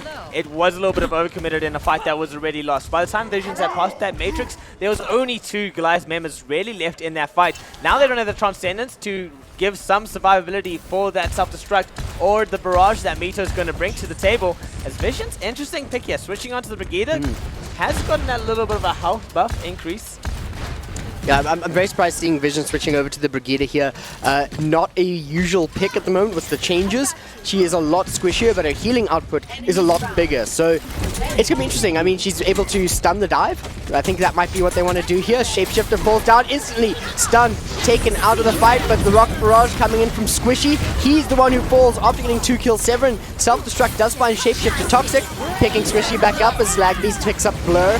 Trades happening all over the place as Dragon Strike denies half of the point and finds all the kills that ATK needs for them.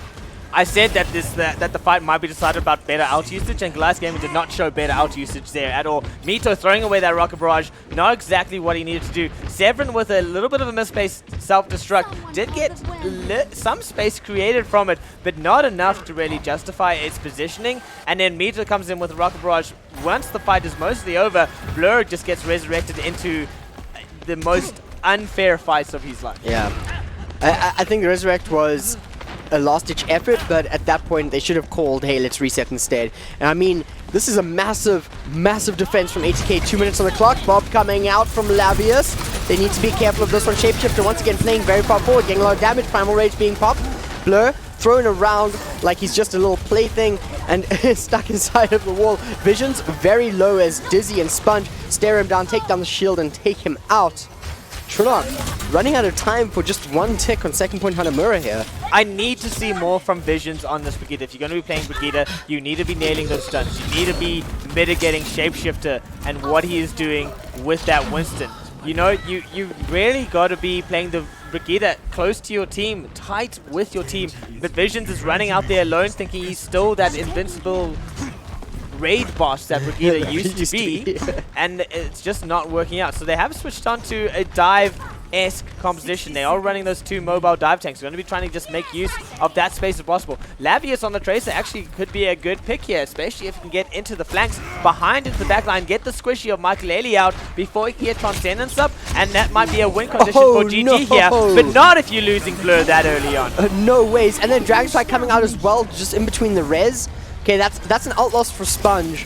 However, it is definitely a stall on GG. We see Visions coming up the rally, and right away, Squishy getting behind Visions, using the Rocket Barrage. Lagbeast using Valk to try keep the little that's left of his team alive, and it's only Blur on the point as they are going to be falling.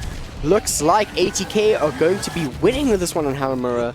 No, this is Final Fight territory. That reset is, they're going to go as fast as possible. Lagbeast bringing out that Lucio. This is a do or die period. If they can't get onto that point and touch it right now, it's going to be over. Looks like Lagbeast going around the outside. Nope, it's not Lagbeast going around the outside. I don't know if they're going to be able to make it, but it looks like right now the ball, Blur ball just does manages to make it. But they have to touch again. Severin coming in on the Diva. They need to stay on this point. They need to keep it alive. They need to find some kills as Visions does pick up Sponge. Self-destruct does come in, doesn't find anyone, but keeps him off the point. They're so close to the first tick now as Squishy is trying to find the kills. Visions is so low and he does end up falling thanks to Dizzy, but Mito switching over to the Genji in the previous fight is definitely working wonders for them. Self-destruct from Dizzy though does find Severin out of mech, and it's only Mito left alive as the mech coming back, it takes him down. And I think that's actually a draw, moving over to a tiebreaker. That is going to be a draw. Moving on to the control point tiebreaker make, which it is, I think it's going to be in Nepal. So, and Goliath Gaming have shown a little bit more assertance on the control point, but absolutely phenomenal play by ATK. Goliath Gaming, yesterday Goliath Gaming was so strong. They knew their compositions, they knew how their composition worked. They sorted out the issues that they had in the first map against Energy Esports, and now all of a sudden it's like they don't actually know how to bring a functional composition together to challenge ATK. Is there a mindset shift? What's going on in their heads right now where like they see what ATK is bringing and they just don't think maybe we should challenge the dive rather than trying to counter the dive, or bringing out a Brigitte, which, I mean, just Brigitte doesn't have a lot of relevance right now because of the shield buffs that she has. Sure, she has a little bit more survivability in terms of sustaining healing, but there's not much to that, and Visions really wasn't playing Brigitte tightly with the group, and it really cost them in that final few attacks. Then they're in a frantic scramble, bringing out a Wrecking Ball, getting some mobility just to get on the point, get that overtime counter running, but like, honestly, nothing was really working out for them there. They really got to start tightening up how they are approaching ATK here, because ATK are just walking all over them. Yeah, ATK's defense there was absolutely solid. I think on GG's side, with the switch to Brigitte, they wanted to build up the rally for the next fight, and then you see them swapping over to the dive. I think they just wanted to death ball in through the main choke, have the rally going, and just focus one target. They keep going through that main choke, and every time they go through that main choke, Shapeshifter drops down behind them and just decimates the backline. I mean, and then at Squishy some point, does the same with Rocket Barrage you have as well. to think about why do we keep going through the same doorway? This is the doorway of death. No, but to be fair, if they go any of the other ways, we've seen even worse results. They went up the, from the attacking side on the top right of Hanamura, and then they just got wedged in that tiny space. Squishy came in from the back and did a ton of damage into them. I think it was just an even worse situation going through the other chokes. I mean, we didn't really see much of them moving through the left, though. So maybe that's where they needed to go, but... Yeah, they had to change something up here. They were just bashing the same thing again and again and again and again. You know, they say if first you don't succeed, try again, but try different things. Yeah, try different things. Try it in a different way. Maybe you'll succeed if you don't just try the same thing over and over again. Yeah. So, I mean, ATK looking great in the defense. They didn't look too good on the attack, though, on second point either. No, I'll give that to Goliath. Their defense definitely... it was really solid. They just don't know how to break through ATK's defense. And ATK's defense is looking so solid. The dive was so much more well coordinated than ATK's attack. Like from wasting abilities, not rotating properly in the attack, on Hanamura to suddenly just being able to shut down Goliath Gaming at every point. It was again, it was like polarizing. it's like an attacking ATK is different to a defending ATK, and an attacking Goliath Gaming It's different to doesn't defending. know how to knows how to defend but doesn't. It's crazy watching this and going into these control points. If that is the case, then Goliath Gaming wants to win that first flip because their defense is so much stronger than ATK's attack. Yeah, that's actually a very good point. Both teams definitely want that first point. Dominance, I guess, would be the word that I'd like to use there, because it really does change things. But I mean, on Village, it's a tough one. Now, once you do have those points, there are so many angles. Well, there's 2 angles, technically, but there's multiple ways to get back into that point, so it's a bit of a struggle once the defenders have actually cemented their place. We'll have to see what they can do, and I mean, out of the gates, Mito Labius going for the Reaper May, which is exactly what I think you need here. Yeah, that was a composition that they should have brought out already in Hanamura's attack. Again, like the dive comes in, even though Squishy's there comes to a certain point where you can just ignore Squishy. If you're winning the main fight and Squishy is the only one left, he's not going to have the impact he needs. You know, I think Goliath Gaming just need to play their game. They need to not care about the game that ATK is playing. Yeah. They need to get up to the point, they need to secure it, and they just need to wait for ATK to come. I think that they'll be able to do that. Squishy already on half HP as they move in. A fantastic Ice Wall, though, does block them off, but Squishy gets into the backline and finds vision so early on in the fight. This might be over before it's even begun unless Mito can pull off something absolutely massive. Although Labius walls him up into the ceiling, he has to use his Wraith, and now he has no survivability as they lose Severin in the backline as well. Squishy finds Labius as well, and I mean, they need to find a way to play around Squishy here, or at least just take the fight to him. Yeah, Squishy is having his way with Goliath Gaming right now.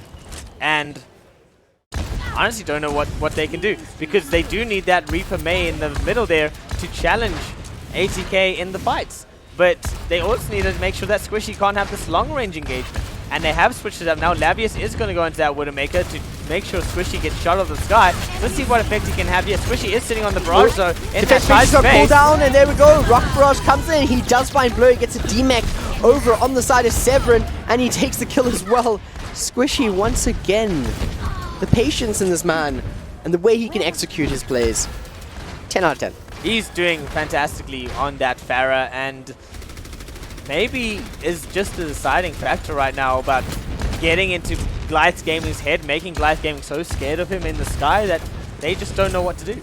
I mean, Mito wants to duel Squishy in the sky, and he might just be able to take it, although both sides missing the shots and a lot of resources going into either. But Labius does find Shapeshifter. Mito takes out Squishy, and now it's time for ATK to move in, but they do lose Dizzy out of mech. Blur looking a little bit unhealthy there, as we also see Sponge in the corner. Okay, Sponge taken out. GG actually bringing it back, just playing really, really secured in on the point. Mikelele, the last one there. Yeah, Mito doing actually a good job, despite not winning the Pharah battle outright. I mean, he did win in the end, but all he was doing there was making sure that Squishy... Oh my word, Labius! Just jumped in there and took out Toxic. So sorry, Trinok. What? It's so good. I mean, yeah, as I was saying, I mean, that was a good shot. All that Mito is doing right now is just making sure that Squishy has something to fear. So he's distracting Squishy, making sure Squishy can't get into backline, have some sort of effect with that space, which is what he needs to do. He doesn't actually need to win this Pharah battle. And so this might actually help Goliath Gaming in terms of not having to think about how much of a threat Squishy is anymore. And Labius has Infrasights ready. He is looking for some picks. Could be a little bit troublesome as he loses Infrasights. Mito. Oh, Sponge! Okay, here, Blizzard comes out, but it's completely eaten on the side of Severin. This could be the way that GG starts moving forward in Village. Both Transcendences used. We do see that they ended pretty much the exact same time as a Rock Barrage comes out from Mito, does find Sponge, and GG, as you said, once they have the point, they are going to be keeping it. Sponge gets taken down, and it's not even a case of them keeping it. It's the case that they finally... I think they finally realized the threat that is Squishy, and literally, I think Mito's literally just been told, Mito, make Squishy scared. Yeah, just stay on Squishy. Make sure he cannot move. And then let the rest of the guys deal with whatever else ATK is going to bring. Just Mito, just focus on Squishy. Yeah, both Mito and Lag Beast, but now Squishy, oh my word, he's taken out alongside Sponge. The DPS duo the sneaky is ground gone. para movement through there. Not working out as Mito just spams right down into the middle of them. Oh my word. Okay, look at that change. Sponge switching over to the Tracer, Shapeshifter moving over to the Wrecking Ball. They know this is not working. They know they need to get there quickly.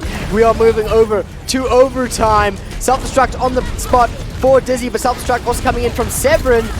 Not quite finding anyone from either of those, but now the picks are going to be coming out as Mito comes with Rock Barrage, does find 2, and they need to find some other value. Squishy is the one to find that value. Visions, Blur, both going down. The flip might just go over to HK's favor, and they could see a comeback over on Village Nepal.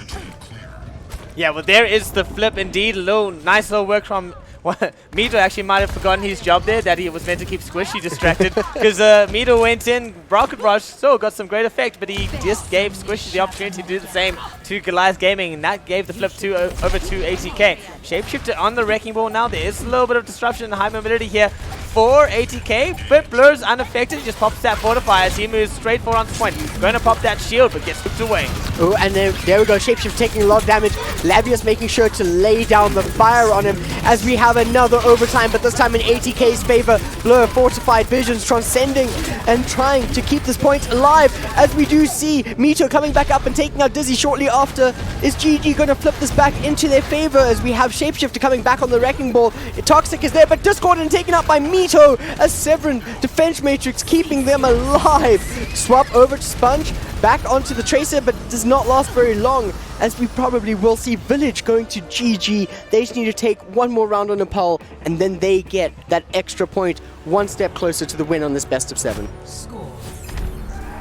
ATK had it all, and then nice little counters by GG. Bringing out, just making sure Swishy doesn't have space. And, you know, then they had that Wrecking Ball composition just going straight into the Orisa, who has the Fortify, those abilities. And Blur was just able to get a nice little, too much space onto the point, and it was mostly all over from there. Toxic opting to go the Batiste here instead of the Mercy. I'm not too... Okay, Squishy going the May. So now there's no more Farah over on the side of ATK. And I don't know, this could actually spell doom for them, because now Mito's in the air, Labius is on the Widowmaker, can get the right angles, but the plus here is Sponge over on the Hanzo. That shield break is going to be monumental. Yeah, the shield break definitely going to help out quite valuable here, especially getting Blur out of those positions that Blur just is able to get into. So let's see if he can use the Hanzo right. It's definitely going to be valuable. Nice little wall to stop Blur from having too much value with that space. Oh, but here we go. Mito is going to find so much value in this Farah. He's taking damage, but right now no hit scan on the side of ATK, aside from Batiste. But then Labius falling down to Sponge, using up Lagbeast's res. Blur falling down because Lagbeast is not there to heal him up. And ATK, divide and conquer. It's working out for them here. Yeah, that was a fast amplification matrix. ATK getting in on this point, managing to steal all the space away from Goliath Gaming. Goliath Gaming, if they switch up their composition now, bring out, there we go, Visions on the Moira. Mito needs to switch out onto that Reaper, and there we go, that's going to be the core. Lagby's probably going to be on the Lucio, and this is a composition that can now win against what ATK is running. They don't have to worry about the long-range interference of Squishy on the Barra, and it's really a much more winnable situation. I would like to see Severin switching onto that Roadhog, just for that close range engagement, but let's see what Goliath Gaming can do with this. Speed boost coming out from Lagbeast. Immortality Field does not last long for ATK as Toxic also falls down. Shield is broken, and now it's time for them to enter into this one. Shapeshifter needs to back off, somehow still alive, but it looks like Vision's actually after him. Sponge takes out Lagbeast, but that Blizzard coming in could really work out for them. Squishy is down, but the Blizzard is going to stall the approach of GG. Dragon Strike comes out from Sponge, but Mito still finding kills. You can see the stall coming out from Michael using up the Transcendence. He wants to just keep this point in their favor, as Severin is really struggling here. We do hear Coalescence coming out from the side of Vision. Severin no longer struggling. Mito and him kept alive on the point. Dizzy coming back in. Sponge taken out by Severin there. And now Shapeshifter back on the point. He has already thrown his shield. Fortification does come out. Mito is looking for some kills. Dizzy self-destruct does come in, picks up Lag Beast. Lavius falls down shortly after to Dizzy. Another self-destruct, but does not find anyone from Severin. And now Amplification Matrix, look at this. The time is just ticking up. The percentage is in ATK's favor. They could turn this around with Squishy, swapping over to the Farah at the perfect time. They did not expect that whatsoever, and Severin booped off the edge as well.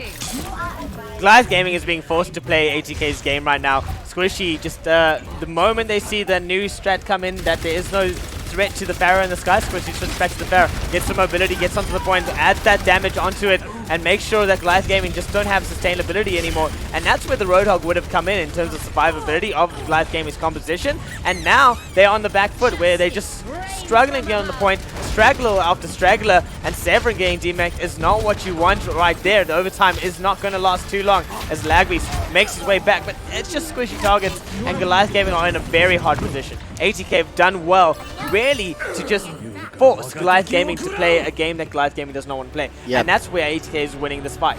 And Sponge just with a fantastic double kill there to make sure that there was no way for GG to come back into this one. Absolutely fantastic. We're moving over to Sanctum. These teams are so neck and neck. It's 1-1. We saw a draw in Hanamura. Both teams not able to take the second point. And now we are in the tiebreaker best of 3 on Nepal. And we are 1-1. This could not be any closer between these two teams. Yeah, it's definitely a fight that both teams are bringing to this game today. And now we're dealing with environmental damage where the ult can have so much value. A hook here is going to be valuable, and that Lucio especially. So Goliath Gaming, they know we've seen them run that traditional hook Lucio Moira composition with the Reaper May. Why are they not running it here? Now, once again, they're still worried about Squishy in the sky. If they nullify Squishy, he's probably just going to switch back over into a different composition, and just constantly forcing Goliath Gaming to change and try adapt is a detriment to Goliath Gaming. But nice little first pick there onto Shapeshifter. And then Dizzy falls shortly after, not having the shield. Mito follows up with a 2k onto Squishy and Mekalele, and this is where they can move forward, securing the point. And where is there a better place for GG to be? Winning. That's having the point. This is not really. This is like you just managed to get a capture. Squishy trying to move around the outside here to get some damage into the flanks. See what he can do here. I'm sure Mito's going to be looking out for him, however. Now Squishy with Toxic. Trying to get a knockoff. Blur is Concussive Mind off of the point. No more shield. Shapeshifter moving in from the room. Oh my word, Severin in the back line. Although Toxic and Sponge both fall down to the DPS duo on the side of GG. Lagbeast trying to get in, but it is discord from Makalele, and he actually finds the last shot on this one.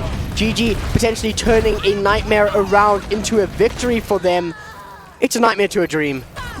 So well played by Squishy, getting around that flank, getting that concussive blast, getting rid of the threat that Blur is on main tank. And then just no capitalization from the ATK's team. A little bit unfortunate, but man, Goliath Gaming really did well to not be too worried about what could have been a bad situation for them. So into the next defense, they have all the percentage here, and it's really going to be up onto ATK to respond. Sponge on the Ash, going to be wanting to get that Bob up as fast as possible. Send him charging onto the point as he sends Dynamite, trying to get the back line of Goliath Gaming, and somehow Shapeshifter has managed to sneak on right behind Blur. Yeah, Shapeshifter moving over onto the point. Mito does have Rocket Barrage though, and now there's no defense matrix. There's no way to stop this. Onto the point, Transcendence with Vision, setting up for the next fight. A lot happening on the outskirts of the point though, but still, GG coming out on top in regards to the number of picks, leaning over towards the 90% where you want to be. And here's a swap coming in from Shapeshifter, no longer on the Orisa. Yeah, he's going to try and get some disruption, pop them up in the air, maybe give the Farah a little bit of opportunity to like spam down those rockets once the line of Goliath Gaming isn't right where it needs to be. But Shapeshifter once again going for that sneaky tactic, going straight into Blue, pops the Fortify. Oh, almost gets so off. Close to going off. Bomb is out from Lavius. Blur does fall. Supercharger is still there, and they take it out. Rocket Barrage from Mito, though, takes out 2. Self-destruct coming in from Severin. Separates everybody off of the point. It is still in overtime. They cannot touch, and GG are going to go up 2-1 in this best of 7. That's going to be a team wipe there, Cloud. Well played, Goliath Gaming on that defense, managing to do a lot better here. It was the same thing that they've been running. They just managed to tighten up a lot more. Forced again, like, so I mean, I've been talking about how HK has been dictating the game for most of it, and here you saw they were dictating the game in the beginning, and that Goliath Gaming was trying to counter them, matching them, and then what ATK did really well in Shrine was that they changed up their composition, forced Goliath Gaming to make changes that Goliath Gaming weren't ready for, losing out charge, losing out potential, and they didn't do that this time. They did bring out the Ashe, but just couldn't get value out of Ashe, Sponge on Ashe, you know? And so instead of, like, once again forcing Goliath Gaming to make changes, lose that out charge, they then just tried to run the Pharah, and they did bring out the Wrecking Ball in the end there, but the Wrecking Ball going into an Orisa with Fortify isn't going to do much. Yes, he almost got the boop off on Blur, but even then, like, that fight wasn't in favor of ATK at the end. Yeah, no, ATK was just not able to get there. I have to give it to Lavius, though, making sure that there was no value on the side of Squishy. He had to take such safe angles that he wasn't able to apply the damage that he was doing previously on Village, because it's a lot more open-ended. And Mito as well, just doing so well on the Pharah to play against him and also have a threat in the air. So... Try knocking Cloud Worst. What? Cloudburst. Cloudburst. I'm glad you noticed that. Because I don't know how long that's been there. Yeah, I have no idea. Hey, production, how long has that been there? How long have you guys had that up there? Okay, we're just going to take that as it's been there the whole time. The entire time it's been there. Hey, Cloud, do you want to button up your shirt there a bit? You know, it's a bit awkward right now. Do you want to unbutton your shirt a bit there? No, you know, maybe let the Goliath Gaming win this next map, and then I'll think about it. Fine. But we're moving over to Havana. I mean, I think this is only the second time we're going to be seeing it in this tournament. And last time we saw it, correct me if I'm wrong, but I think it was ATK versus Eden, and ATK just had the time of their lives over on Havana. I don't know. Had the time of my life. And I'm not going to sing along with you. Damn it, Cloud. Why are you like this? Because my singing voice is going to reduce our viewership by at least 70%. I don't think we want that. I think your normal voice does that already. Ouch! The pain, the agony. Okay, so still not opting to swap sides here. Goliath Gaming once again starting on the defense, running that composition, but now bringing in the Hog instead of the Diva. A little bit of that hook spice. Going to be challenging down that long road line. Lavi is going to have some good sidelines in this first building onto what is going to be a really risky setup for the pirate ship of ATK. They are going to be relying on Dizzy in the Diva to have that defense matrix ready, just to mitigate Lavius trying to get the headshot onto the Bastion as he tries to set. If they can get rid of Shapeshifter early on, really well played here. So Dizzy going to be a key factor in ATK's movement onto the payload, and let's see if he can have it. He's a great player, he's a great Diva, and I believe that this is ATK's moment to get that pirate ship 7 and push it up forward. Ooh, but look where Mito's positioned. Severin actually knew exactly where he was going to be. He's just trying to deal with this and actually just playing on top of this roof here. Okay, Sponge set up on the Bastion, knowing that they're playing up there, needs him to back off right now. Shapeshifter does get hooked and he gets taken out. That means their pirate ship is going to be stalled a little bit longer, or they might just swap off of it completely. Toxic though? That's exactly what you want if you're Goliath Gaming. Getting rid of Shapeshifter means that the pirate ship has no shield, has no opportunity to gain space onto the payload and set. And now they're just beating down the time of ATK. And Goliath Gaming are going to be happy here. Lavius has so much space to work with that sniper rifle out the Widowmaker. And okay, here we go. Sponge gets on top, but he gets taken out by Blur in absolutely no time. Oh, this is actually quite interesting, using the res after being on there just to make sure that they're going to be in the right position. Sponge firing behind, knowing that Mito was in the sky, taking him down. Visions fall shortly after, and now Blur fortified into the air, taken out.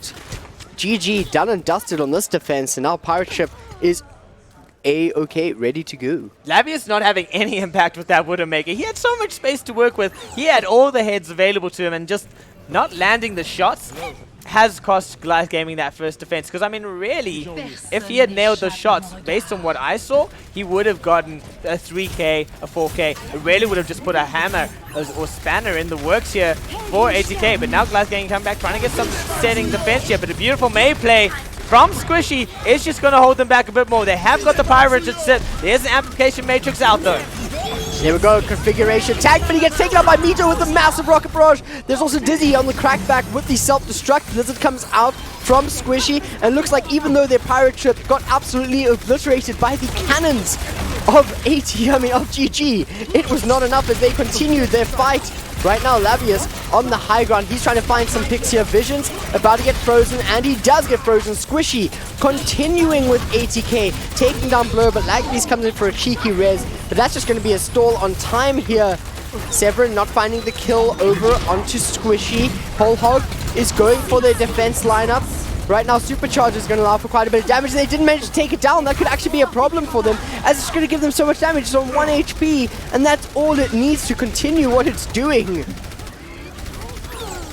So much resources being put into this pirate ship by ATK. They really want to keep Sponge alive and keep him going. Every time he gets taken out, there's a resurrect onto him. There's so much healing capacity being put onto him right now, and Goliath Gaming really just bleeding out the clock of ATK's. Mito jumps down, gets taken out. But they do manage to get dislodge the pirate ship. But man, ATK do not want that Bastion to die. Not at all. They want to keep that going. They know that Sponge is their key to victory, but losing the key, not unlocking the door. GG need to find another way to defend. As Lavius pops the infra sight. Oh, they have brought out Mito with the Hanzo. Get some shield break. Make sure once they get shield down, they can get rid of that Bastion. The Dragon Strike going to be key in dislodging the pirate ship when he can build it up. If he can build it up fast enough, that'll be good for Goliath Gaming. They do still have the hook. They do still have a lot of utility and survivability in their composition. Now they just have to make sure Bastion's not going to get value.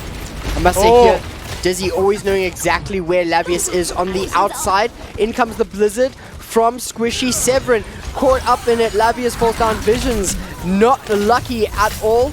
As Blur being kept alive from Lagbeast, but I do not think it's going to be enough for them. Squishy, ice blocking, and Sponge is just laying down the damage on the Bastion. I'm not too sure about that. Oh, but it picks up Mito anyways. Okay, I take that back. Mito was trying to be a sneaky Hanzo and just got solo destructed there. Sponge is actually doing really well to get back to the payload. Even when he dies, he gets back to the payload extremely fast.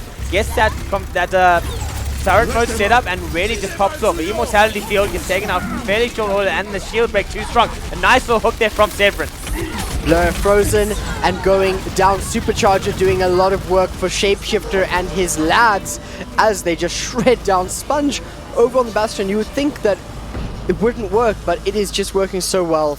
Although on this third point push, the amount of open space could spell doom for ATK in their composition. Yeah, ATK are just moving on forward quite nicely though, so I don't think we're going to spell doom here, because Goliath Gaming haven't really figured out how to get rid of Sponge and that Bastion threat that he is proposing. Surprised, well of course Lavius switching over to the main now. I was about to say I'm surprised we haven't seen an ice wall pop him up, but we might just see that now. As, oh, they attempt, but they do not succeed. It actually just protects the Immortality Field behind them, able to heal them up without fear of death. And now they're going to struggle even more. Dragon Strike is coming out. Sponge does actually fall due to that, and Visions picks up Squishy. As soon as the space is opened up, Michael goes for the res, but he doesn't quite get it. Visions is wrapping around, and now there has to be a compositional change, as Sponge instantly switches over to the Hanzo, even though he had configuration tank ready to go. Yeah, that's a great use, and not just holding on to the ultimate for the sake of it. Get the swap off, make a little bit of a change that's going to help. Get some shield break going. Challenge, you know, get maybe the sniper duel going on here between the two Hanzos. Mito doing his job beautifully, getting that Dragon Strike up, pushing it onto the payload, making sure the Bastion is once again not there. And now it's all about who's going to have the better shield break. Is it going to be Goliath Gaming or ATK, and who can really make use of the space once that shield is down? Looks like Blur's shield's down, manages to get it up. Shapeshifter goes down as well. And Blur puts down the Supercharger. That's going to cause a lot of damage. Although, that is a huge Blizzard. It's going to catch so many players of GG, and this is the opening that ATK needed. This swap over, this change in the composition was so good, and it is working so well for them. Squishy popping that Blizzard, now swapping off back onto the Pharah. Knows that Lavius isn't there on the Widowmaker anymore. Going to try just get over the top, just stop Goliath Gaming from coming out those front doors as they move on in. A little bit of a May wall, just trying to zone them out, give them a little space to work with. There's a nice little concussion blast from Squishy over the top.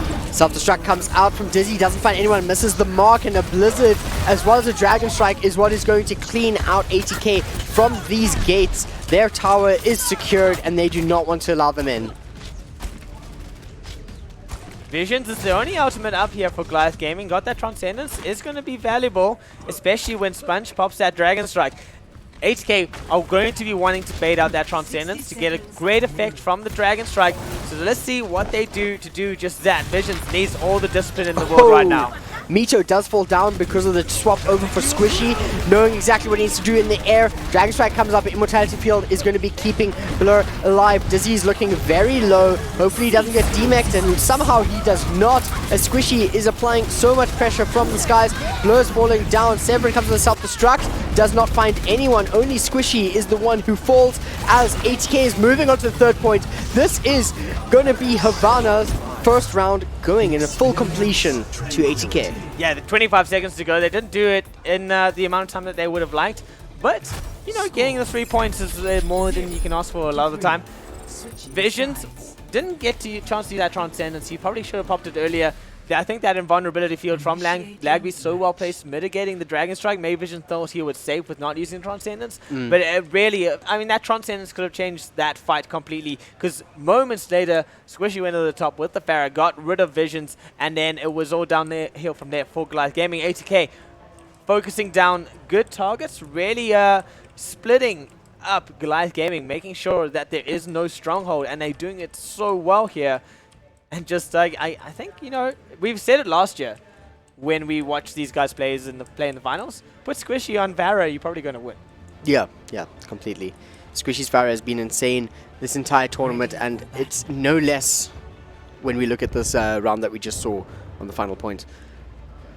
I just wonder, I mean, it's pretty much up to Lavius to deal with that. But as we see here, Lavius is ready to go with the Widowmaker, but there's no Squishy on the Pharah. Yes, so I mean, Lavius, also at the same time, Lavius needs to be popping off on that Widow.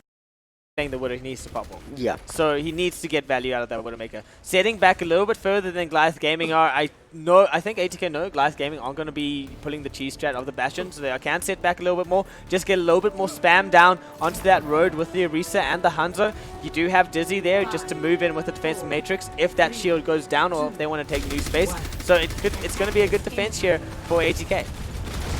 Okay, moving in, Blur taking quite a lot of damage and seems to be surviving this round, not actually using his shield. I like this. They're playing around the corner knowing that they can still push the points, and Lavius finds Sponge not behind the shield. A hook comes in onto Dizzy, and GG is looking a lot better on the attack now. That's exactly what GG needed there. They needed Lavius to pop off, and he did, and they needed to get some great hooks, just challenge that high ground, make sure the high ground has no value. Severin did just that, and now he's going ham for Shapeshifter.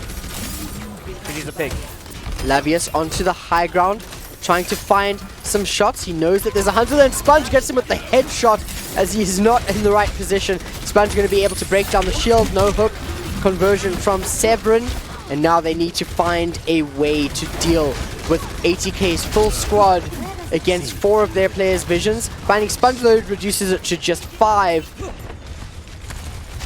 It's a very, very good. I'm glad you're good with counting there, Cal. I'm better than previous teams we've seen. But now Severin finds Makelele because of his fantastic hook. This could be another one in Dizzy, and they're just systematically taking down ATK one by one. But Toxic, very low, but somehow not down just yet, keeping his team alive. Oh, never mind. Lavius finds a headshot. Here we go, a last-ditch effort. Visions, luckily, has a Transcendence. Squishy, not managing to get much value off of that Blizzard. However, they do actually get 2 kills, but I don't think it's enough when you compare it to the whole hog that Severin's bringing out to the table. Ice Wall, fantastic from Squishy. Lavius using up the infra sights, wants to try find some shots, but Makelele's Transcendence is possibly going to end the fight for GG as the sustain is just too much. Dragon Strike on the point, a little bit too late, but not needed whatsoever. Makelele with that Transcendence, I didn't agree with it at the time. I felt like they should have just rather let that fight lose and come back stronger and still have the Transcendence the next one. But it worked out in their favor as ATK have managed to just get some semblance of control over the payload. It was a frantic scrap, just constantly running in and out. But, you know, now they have an opportunity to set the space, really get back into it as Dizzy goes in with the Wrecking Ball, and overextends himself, gets taken out. Didn't actually get rid of Visions, but the Resurrect is on table. Now that's really unfortunate. Severin managed to get a big hook onto Shapeshifter as well, and this looks like GG opening up the defenses of ATK. And they are going to get that second point. They do have 3. They have the same amount of time that ATK essentially had getting to this point. So now it's just a matter of not getting locked down at that final section where ATK had so much trouble. A beautiful hook by Severin gets rid of the danger of that shield break from Sponge, and it's just going to be the, you know, that one pick that everyone is happy about and wants to just push forward through now. Lavia's currently playing very far ahead on the Widowmaker. Actually backing off now, but he needs to try to find those picks. A big health leaves him down and out. Shapeshifter getting a big hit. And Resurrection now on cooldown for Lagbeast as he gets knocked out of the range. Sponge does find a kill though. Which means that GG actually has to back off. Losing their main tank and Blur is not something they want right now.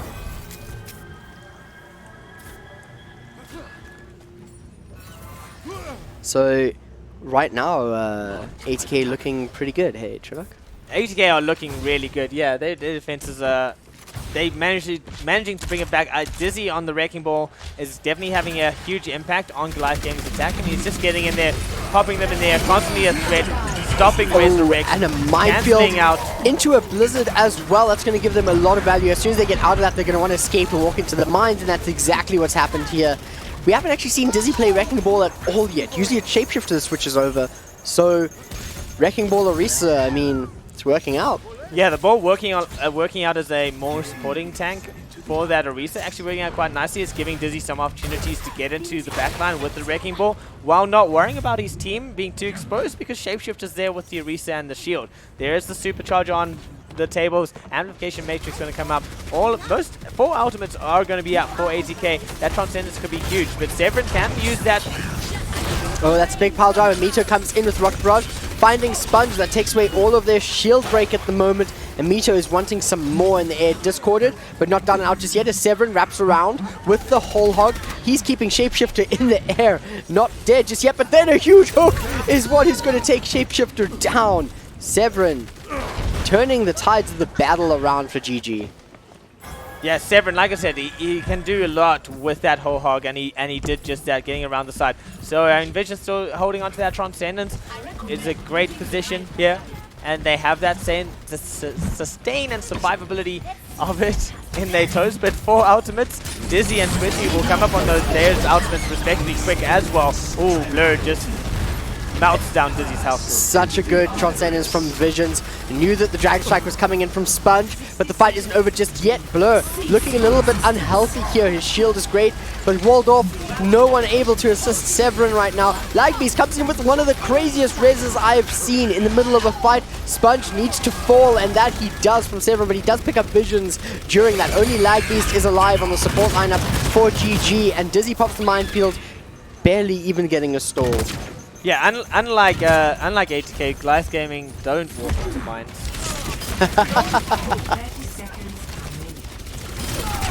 Okay, and ATK not ending the fight just yet. They want to continue it as we do see the blizzard coming out from both sides. Mito not caught in either of them, but does fall down thanks to Shapeshifter and Sponge applying the damage. Dizzy discorded and then dead. Squishy trying to find some value in who he takes out. And Severin's whole hog, whilst he's on basically no health, means that Mike can just punch him out. And now he's just going to stall that one as not in overtime just yet, but 4 seconds on the clock. That's a tight one for GG. ATK just bleeding out time there, making sure that there is not going to be the full 2 minutes that Goliath Gaming could have had in that last section. In this last section could be a hard one here for Goliath Gaming as ATK set them up. Shapeshifter shield goes down, he manages to fortify and get out of that situation. Sponge has the Dragon Strike ready. ATK are primed to just hold this one off, but Severin's just bounding up that road. Dizzy gets hooked. And he's not down. He's not out of his mech yet. A big health does allow for them to do that. That is a massive opening for GG. There is an ultimate ready on Mito with Rocket Barrage, but the Dragon Strike allows for Shapeshifter to take Blur down and out. Lavius finds Sponge, but I'm just not sure as to which side can actually come back from this one. There's 5 players up on GG right now, and it looks like they're going to be continuing their push. Only one fight for ATK to defend. They only have one more to go unless they win it. Oh, but Mito's got that barrage, and he's definitely going to be looking to lock down the backline before they're going to have an impact. Visions with the Transcendence. Man, if you're ATK here, you must be worried about the barrage that's in the sky. Lavius going to give them that little bit of that vision that wall hacks provide. And here, Toxic goes down with a beautiful backline push from Mito. Oh, the Transcendence from Visions. Make sure that there's no way of coming back to this. They're going to have to just stagger it. Dizzy, the last one on the point in Baby Diva.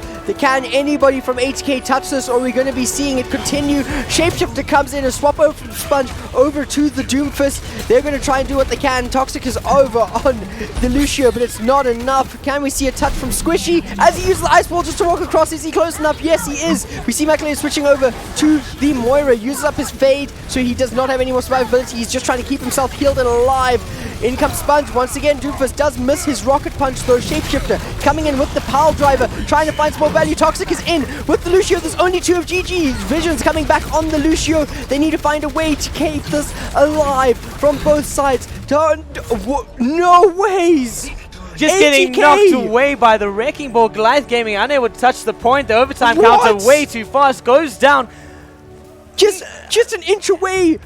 I didn't think that ATK were going to pull this out. Not a because chance. Sponge really wasn't having an impact with the Doomfist. He was mostly just there to stall it out over and over again. But it really came down to Dizzy on that Wrecking Ball. Just being in Goliath Gaming space every step of the way, knocking him away from the point. I think it was Shapey on the Wrecking Ball. Dizzy was still on the Diva.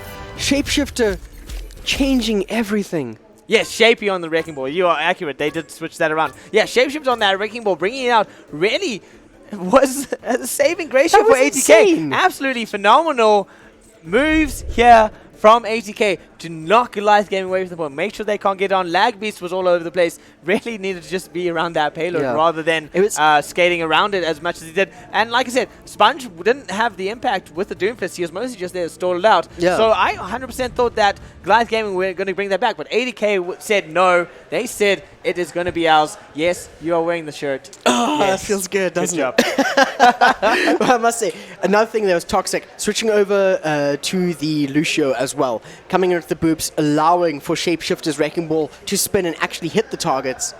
That was impressive play from ATK. Quick thinking, somehow managed to get it back. GG just weren't able to cut it out. And I mean, this is match point for ATK. This is 3-1, isn't it? No, it's 2-2. Is it 2-2? Yeah, it's 2-2 now. So we are going to throw it back to the bearded man and his yellow friend, because there's a Pac-Man there. Oh, Yeah, okay. So I hope he doesn't just say waka waka waka the whole time. I actually hope he does. I hope that's all he does. That would be amazing. Rico, take it away. Thank you so much, guys, for that wonderful yet scathing introduction, I guess. And, well, interesting stuff. That was strange to see the last 30 seconds of that game. It was so close. They were literally an inch away. And just, nope, Wrecking Ball says no. Yeah. So tap, Charlie Niner. I just want to say that wasn't a C9. For the people that think that Goliath walked off that point, they got thrown off that point. Oh, come on. You know the chat. They're going to be screaming C9 the whole time. No. Goliath had no say in the matter there. They got thrown off by that Wrecking Ball. Really well played by Shapeshifter there. It was ridiculous, actually. And that's just testament to, like, that decision just to move over these stall tactics that that ATK brought out at the end. Mick and Lele moving on to the Moira, getting onto the Doom, as well as then obviously the Hammond. Really good stall tactics, paid out in the end, and actually got them the win there. Yeah, I mean, I even had a little heart palpitation because May runs on point, jumps, freezes herself, but then it must have just been in range of point. I thought she was just going to go fly off point and then it's over, but only just in range to keep that point calculated. Calculated. Some would say calculated. I felt that moment. I was like, okay, no, that's good. It's fine, we're fine, we're still going. For me, the MVP of the series already is Squishy on that Pharaoh. It's actually insane how much work he's getting done. I mean, it's not just Pharaoh. The Genji on Hanamura was ridiculous. Like, they had a fight on point A. Diva bomb goes off the map. Okay, cool. Doesn't matter. Squishy just kills them all anyway. Who needs a diva bomb? And he's playing like a real powerhouse today. I would say on GG's side, Mito is really stepping up today.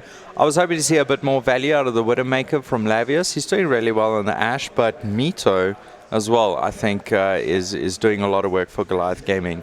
And, I mean, look how close it is. Very, very close. We were saying how strong ATK's defense were, and you could see it again. Not really defending well, but stalling insanely well at the end there. It was amazing stall, but it was also good defense because they held that first point for a bit, like longer than I thought they would. Because Widow's good in that first point, but when you get close up like Goliath did, Widow doesn't feel as impactful anymore. But they still managed to delay Goliath a lot longer than I thought they would. Yeah, true. And like I said, I mean, in the beginning, Tranok actually alluded to it. In the beginning, Lavius had a lot of space on defense when they were playing defense to get those headshots, those early headshots, and unfortunately just not quite finding the right place. But you know, maybe they'll bring out something new, maybe throw him back on the Ashe, something like that in future games. What do Goliath need to do here? Because they definitely need to deal with Squishy right now. Because that's, I think, the main impact on this game at the moment is how well he's doing. Yes, you could argue that Mito is doing well as well. But do Goliath need to change what they're doing to deal specifically with Squishy? I think it's going to come in a few steps. The first step is to deal with the tanks, because the tanks is actually giving Squishy the space. To shine the way that he is. So, except obviously when he's in Farah, then he doesn't need any tanks. Yeah. So they do need to think of a way just to sort of calm him down a bit and you know, try and figure out a way to deal with him, because right now he's really undealable. So they're going to struggle if they can't, but they need to figure something out. Whether it's the Sombra, like we spoke about earlier, although we're not really seeing it. No, I think Goliath, they're relying on their Orisa Hog a lot. That was how they pushed that first point on Rialto. It was always off of a Halt Hook combo. Yeah. I think they got that Diva 3 times in that first point alone. It was a bit ridiculous. I mean, you think Diva's the one that can survive that. Yeah. But Diva's always the one they got. Yeah, I think Dizzy needs to time the Matrix a little bit better with the halts, because she can block it. So that's something Dizzy can be looking at as well. But yeah, the Halt Hook combos for GG are working out really well, getting those early picks, and that's allowing them to push forward, and then, you know, giving a bit of space for Mito to shine as well. But then, then you run into Squishy and crew, and there's problems again. So, I mean, we saw that where GG would take 3 picks very early on in the team fight, but ATK then bring out some sort of clutch play, whether it's the May or Shapeshifter coming in or Squishy, then GG seem to buckle a bit mid-team fight. So they need to take a look at that and figure out and come up with a plan. Who do we think, based on this now performance from ATK, because they really look like they're doing wonders. Yes, the game's tied up and both teams are playing extremely well, but who do we think has the upper hand at this point? I think ATK has the upper hand right now. I was actually going to disagree with you. I think Goliath, because the next map is a control point. That's true. So map 1 was control point Oasis, and then I think it was map 3 was a draw. Yeah, it was so they the go to Nepal, map. and Goliath dominate Nepal as well. Yeah. So it feels like ATK don't have a solution for these control point heavy maps. So what's the control point that's left now? Is it only Lijiang? No, there's Ilios as well. And Ilios. Ilios and Lijiang, yeah. I don't think Busan's in the pool. Would be nice. I enjoyed that. Busan's. I know it's the second draw map. Yeah. But I'm not sure if it's in the actual picking pool. Yeah, so I think you're right. I think GG are still strong. I think control center is going to be highly contested on Lijiang if they play Lijiang. If it comes to Ilios, you got Well, so it's going to be a few environmental things. You're going to see a lot of shield break, but Ilios, very big Farah map. So does that give now Squishy a good chance to shine again and bring Exactly. that out? Another huge Fara map has Yeah. got to be Gardens. That's on true. Lijiang, Fara's got to be one of the most Yeah. terrifying things to come across on Gardens, because you just there's very little ways to deal with Fara, because all those buildings are so tall. She's got actual cover to work with, which is not a common thing in a lot of Fara maps. Yeah. And it's going to be interesting to see which control map we see. But then after that, there's still another 2 maps, eh? And I'm not sure what the order is. I think it goes back to what it was. So it would be hybrid and then 2CP. Yeah. And Goliath looked strong on 2CP. HK did also, they looked incredibly strong on their first push. They couldn't close it out, and so it came to a draw 2CP. That was when we went to control. And if that happens again, then that's another control point map. Yeah. It looks like we say that we think that GG, obviously, they've got the upper hand in the control points. So if we do see more draws, that obviously gives GG the advantage, right? So that would, but that only comes into play if... Actually, I think it will. Because, so this is a best of 3 now. There's 3 maps, right? This is the mindset a lot of players will go into it. We're drawed, first 4 maps, it's just experience playing against this team. Now we've just got a best of 3 ahead of us. Yeah. Right? So they have to play Lijiang, which, let's theorycraft that Goliath take that, right? Then we go to hybrid. 80k take that. Then they go to 2CP. If it's another draw, then we go back to the tiebreaker, which is Nepal again.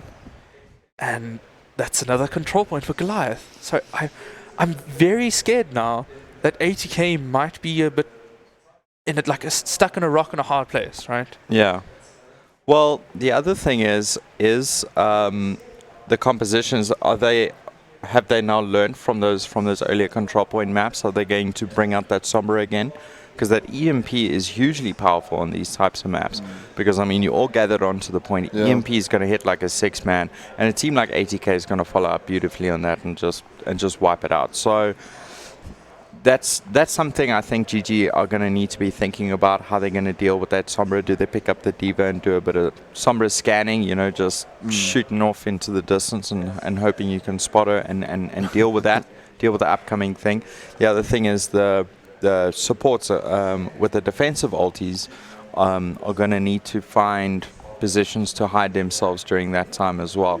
So I think we're going to definitely see Forest coming up again some more because it's given huge value to 80k. But on the other hand, I think we're going to see a bit more Sombra play come out of them as well, and maybe a bit more dive. Shapeshifts on the Winston, Dizzy on the Diva. What I would like to see is a bit more big players coming out of some of the other guys as well, just to start picking up the slack a little bit where they might be dropping off. Yeah, it feels... Do we think there needs to be more variety in what maybe the supports and DPS are doing? Because clearly, well, not the DPS, because that's clearly working for 80k at this point, right? But the supporting, all the roles from GG side, what do they need to change to be able to deal with an 80k on a payload map? It's really difficult, right?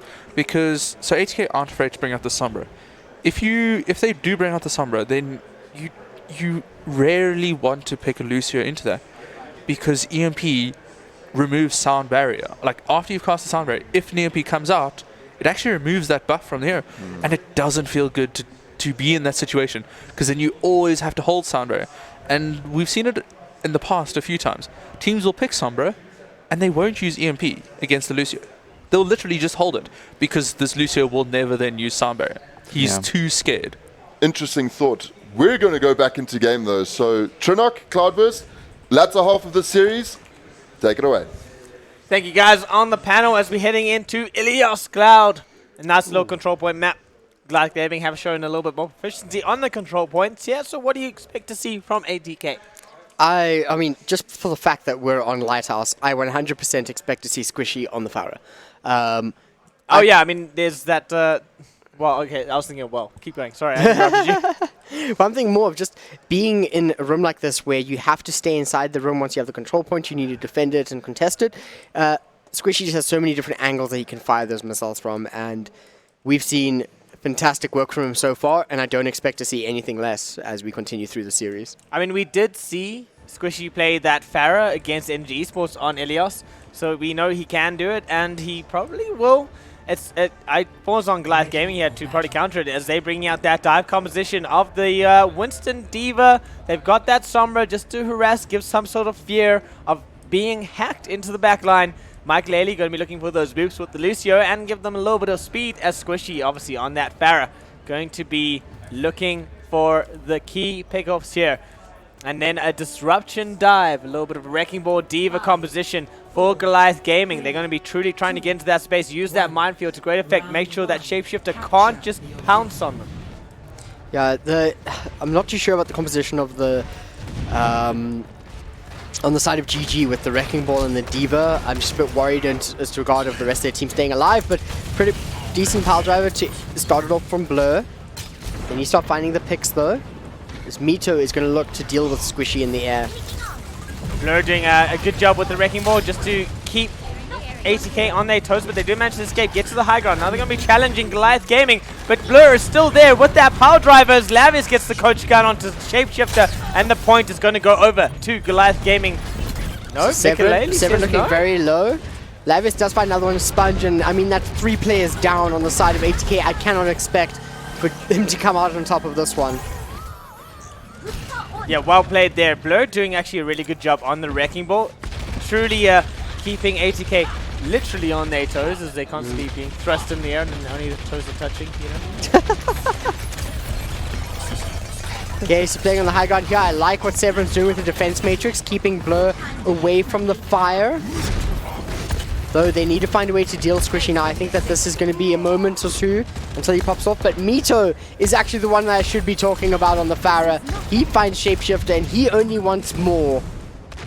Yeah, Mito challenging that Farah space from Squishy is going to be hard for Squishy to do, especially he's being shot at by Ash's gun from Lavius as there is an ATK dive. A little bit of opposition, surrounded and might be in a bad space here. Bar Grenade is down, but a little bit of a back cap there from the Sombra of Sponge. I do like this Bob here, should be able to clean out ATK. Not able to flip the point just yet, and it's just ticking up for the side of GG as they continue this fight. Primal Rage from Shapeshifter, though, could potentially change a lot in this fight. Although, Squishy finds Mito. A huge sleep onto Shapeshifter. He falls off the point due to visions. Playing out of his mind. Switching around. I thought ATK was going to have this one, but I'm not too sure anymore. Although, Squishy, even though his comrade is down, he's going to continue. He has his Rocket Barrage as well. Lavius finds a shot on Sponge, but he needs to get back into the fight. Here we have Severin, Nano Booster alongside Blur. He's going to be perfectly fine, and GG are going to fend it off a little bit longer, moving up onto the 90%.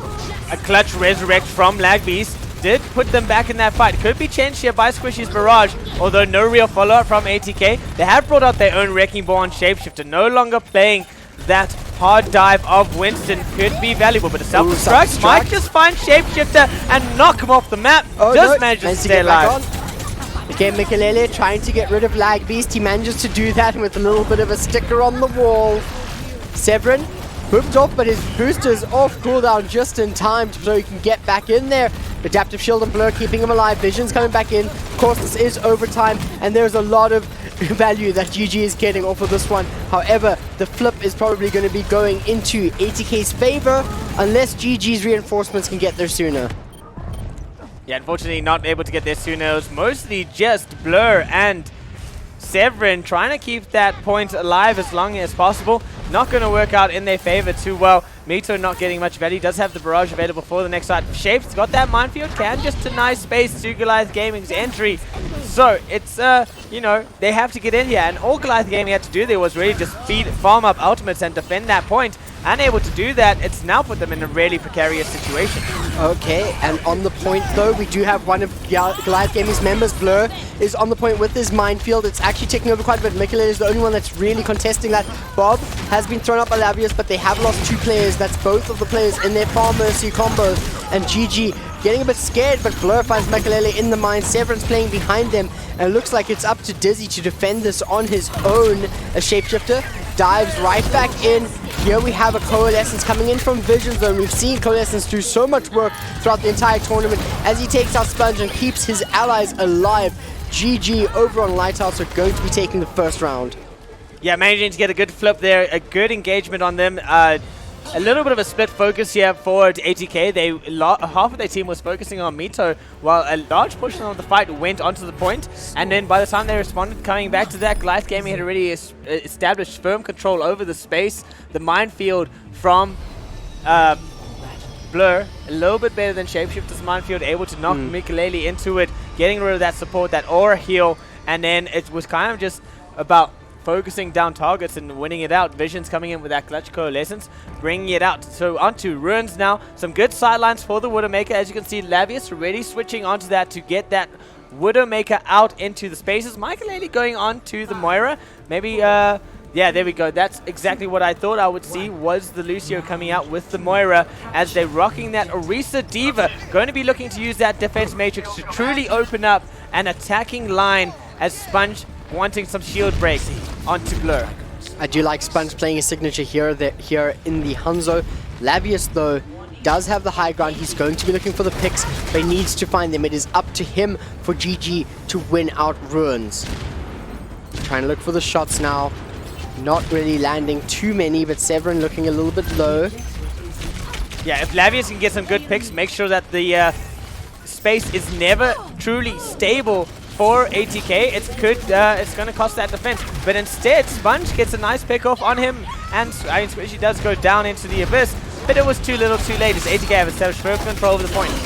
Yeah, ATK playing a lot more solid. I think Lavius already switching over onto the Ash, so he can do a little bit better away from the long-range sight lines. Mikelele's Coalescence doing a lot of work there, but now going to be entering the ultimate game without any ready compared to GG. Mito, ready on the Rocket Barrage here.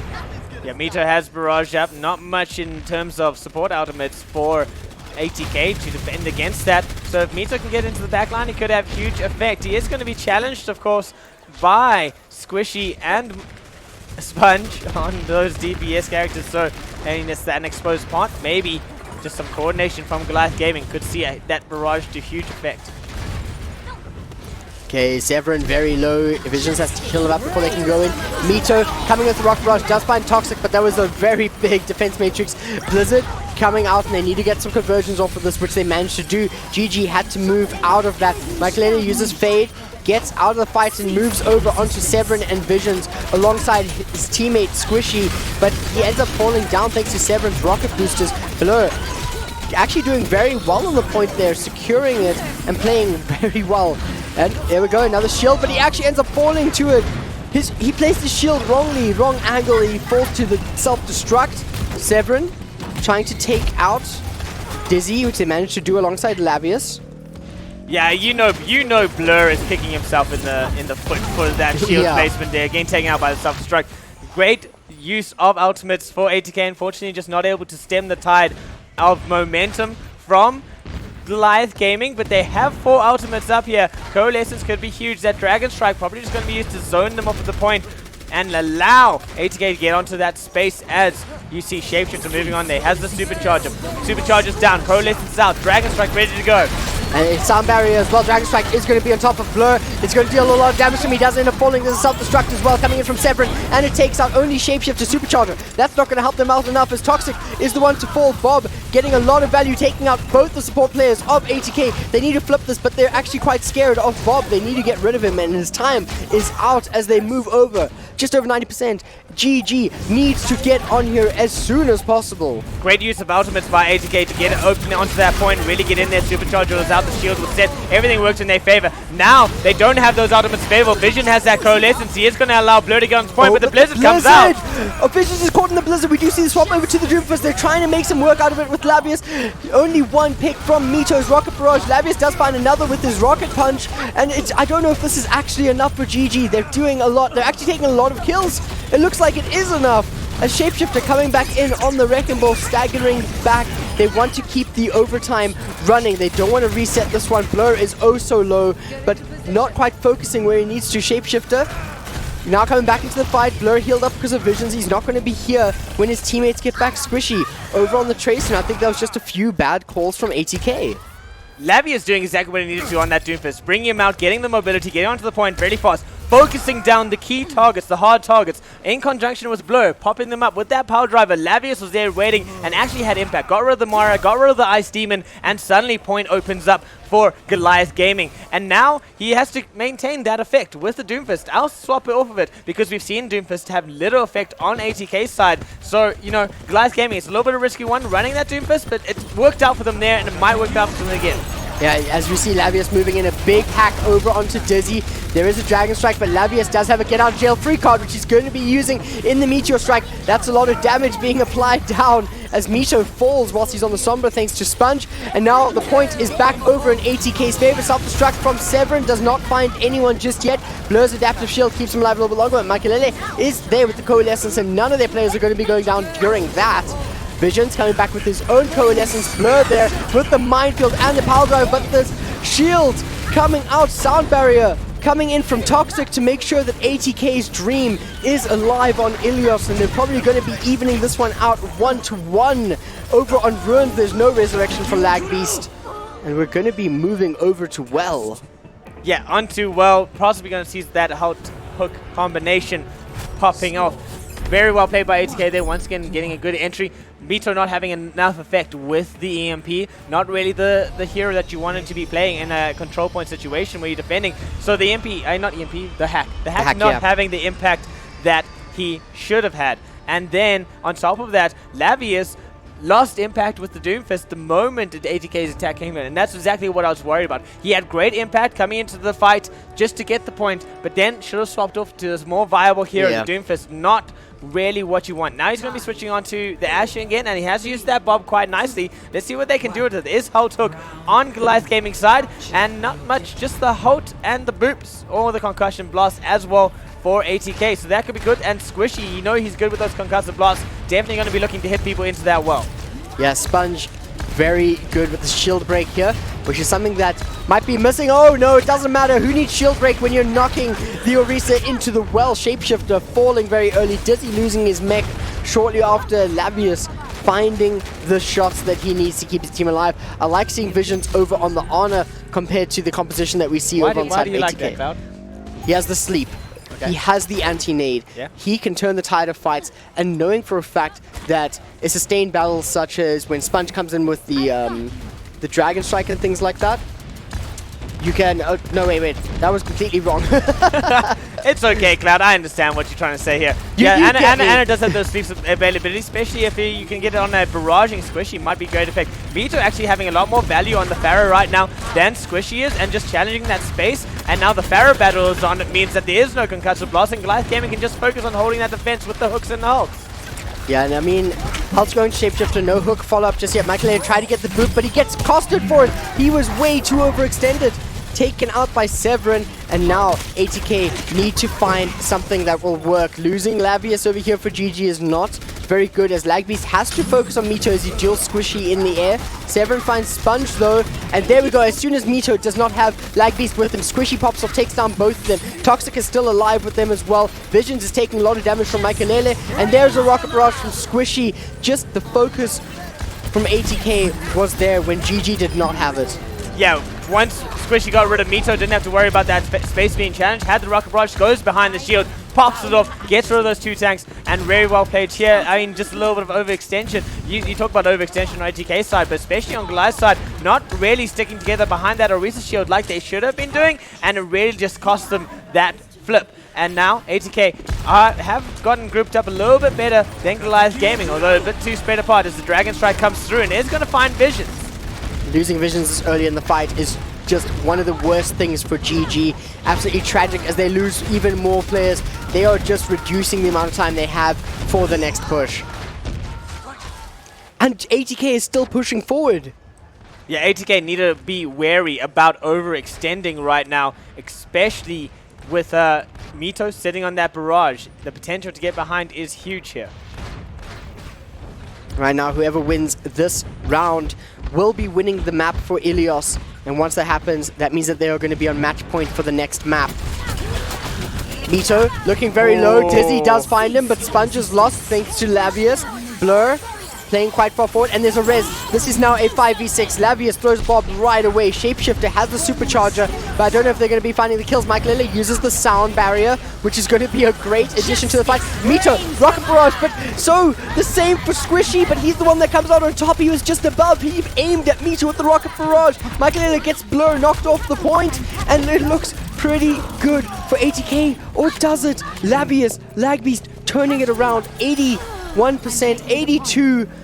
Severin, Baby Diva, keep it coming. Lagbeast whoops out the Battle Mercy. Love seeing it happen every once in a while. Shoots down Michael Lely, says, you moved off my tank, you animal. Could you? I am going to punish you for this. So yeah, nice little save there, last minute from the supports of Goliath Gaming. ATK do have an ability to get back into this. Visions is sitting on that nano boost though, and there's self-destruct zoning capabilities. Dizzy Sense don't self-destruct instead. Oh my word, it gets Lagbeast and Blur. Lavius falls shortly after thanks to Sponge. Severin is nano boosted. He's going right into the fight, but Sponge picks up Mito on the Tracer, and it's just not looking good for GG right now. Oh my word. That was a very interesting nano boost on GG's side. Why are you nano boosting a Diva when you could save it, wait for a more viable target of that nano boost, especially with Doomfist coming out on Lavius?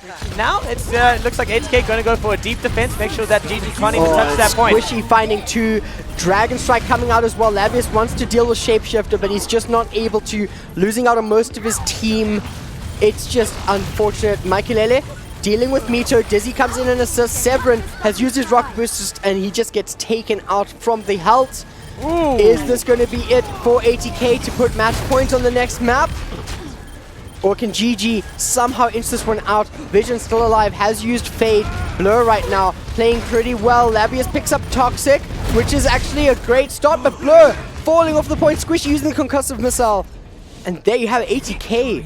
Squishy with the concussive blast, definitely winning that game for them, making sure that Blur can't just swing around the point anymore. ATK 3-2 up. This is the match point for them. If they win this next map, Cloud, this is going to be the first time that ATK have won the VSGC. And I'm pretty sure they're looking forward to that, but Goliath Gaming do not want that to happen, and they're not going to let it happen without a huge fight. I'm sure there's some talks going on in the Goliath Gaming booth right now about getting their head back in this game. That's how it's supposed to be. Not letting ATK have their way with them, because ATK is really much unchallenged in a lot of the spaces that they're utilizing, and Goliath Gaming just need to be able to take that away from them. Yeah, I'm actually not sure what GG needs to do here. They're playing really solid, but it seems like their choices of where their focus is going is just not quite on par with what ATK is doing. It's all smiles in the ATK booth right now. It's all dances from Shapeshifter. Shapey having some fun. A little bit of a serious conversation in Goliath Gaming's booth. You know, have some fun with it. ATK proving that having fun sometimes is how you win the victories rather than being stoically serious. Yeah, it must be quite stressful for Goliath Gaming at the moment. And ATK, they know that they're on match point, but they also know that there's a lot for them to do here. You can see, jokes aside, here's the real discussions coming out. Shapeshifter just gave us the serious look. All of the dabs coming out from the ATK lads. Here I am thinking that they looked serious because they were planning something. And they were planning something. They were planning but it was a dab. They were planning the joint dab of awesomeness. Absolutely love it. Oh, that's absolutely fantastic. But okay, going to Hollywood. Okay, moving over to another hybrid map here.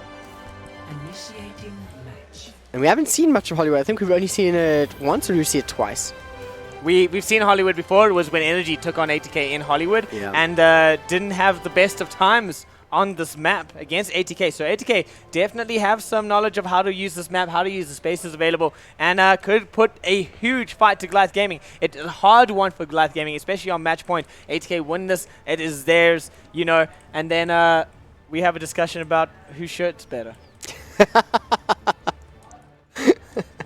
Well, I mean, I have the older shirt on, so it's a bit of a, I don't know, is nostalgia? Ready for battle. I mean, it's been like a weekend for their new shirt. I don't understand. Nostalgia has to have like at least like a certain time bank. Nostalgic, you could be nostalgic about yesterday, Cloud. That's what nostalgia It is. just doesn't feel right. It doesn't feel right. All right, well, you don't feel right. Yeah, I don't. I mean, please, help.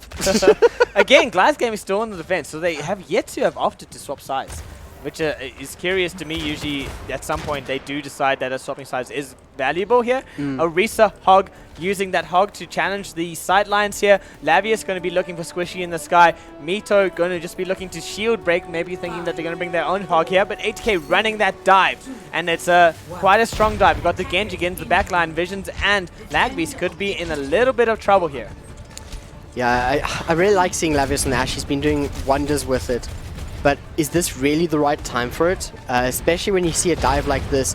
Sponge is going to wreak havoc on GG. But what is that hook? Is that a max range onto Dizzy? That was quite a phenomenal hook. That's what the Roadhog does, though. You can just really challenge that range. Make sure that there's not much less smoke. The Squishy goes over the top, however, looking to get rid of Lagbeast there, and Lavius unable to do so. Yeah, Shapeshifter falling way too early in the fight. As soon as Toxic goes down, Michael falls shortly after, and GG are going to be holding this one for the first fight. Just letting Squishy build some outcharge there, getting that barrage up quick could be a defining moment. Dizzy goes in the back, a little bit overextended. Shapeshifter going to back off, go for the reset here instead of trying to save his fellow tank. Yeah, Shapeshifter jumping in there. The rest of his team wasn't quite ready. The dab might have just encouraged them a little bit too much. too hype after the dab. Yeah, dab hype was just too much. Okay, another hook. Nobody hooked by that one for Severin. We do see a wraparound from the side of ATK. Sponge wants to find the kill on Lavius. You can see he's hungry for it. Oh my word, Mito finds him. The hook also connects. And now, Toxic does find Lavius, though. They are on the high ground. They're going to be jumping down. Blur needs to watch out for this one, as we do see Shapeshifter, though, jumping straight onto Lagbeast, but Mito does not want any of that as Blur picks up the kill. Sponge also trying to take out Lagbeast's Mercy here. And Squishy, Toxic, picking up kills. Squishy in the air. How is Dizzy already have a Dragon Blade? Blur is going to fall due to this, and it just looks like Sponge is the one who's going to be carrying this. Whole Hog, though, is it really going to work out? Yes, because Shapeshifter is there to help out his teammate. ATK going to take the first point here. Once again, very sloppy. Yeah, the dive not working out for them. Diving onto the Hog and the Orisa, they're just getting melted down, made sure that they don't have the space to work with when that dive initiates. And on top of that, it's, you know, the only reason they won that fight was because Michael Lady managed to get a clutch resurrect on Sponge, and Sponge came out with that Dragon Blade into the backline and just absolutely decimated. Severin wasn't able to do anything with the whole Hog. Now there are sidelines, though, for Lavius as they come into this next section. If he can pop off on this Widow, he can really help his team out, especially dealing with that Genji.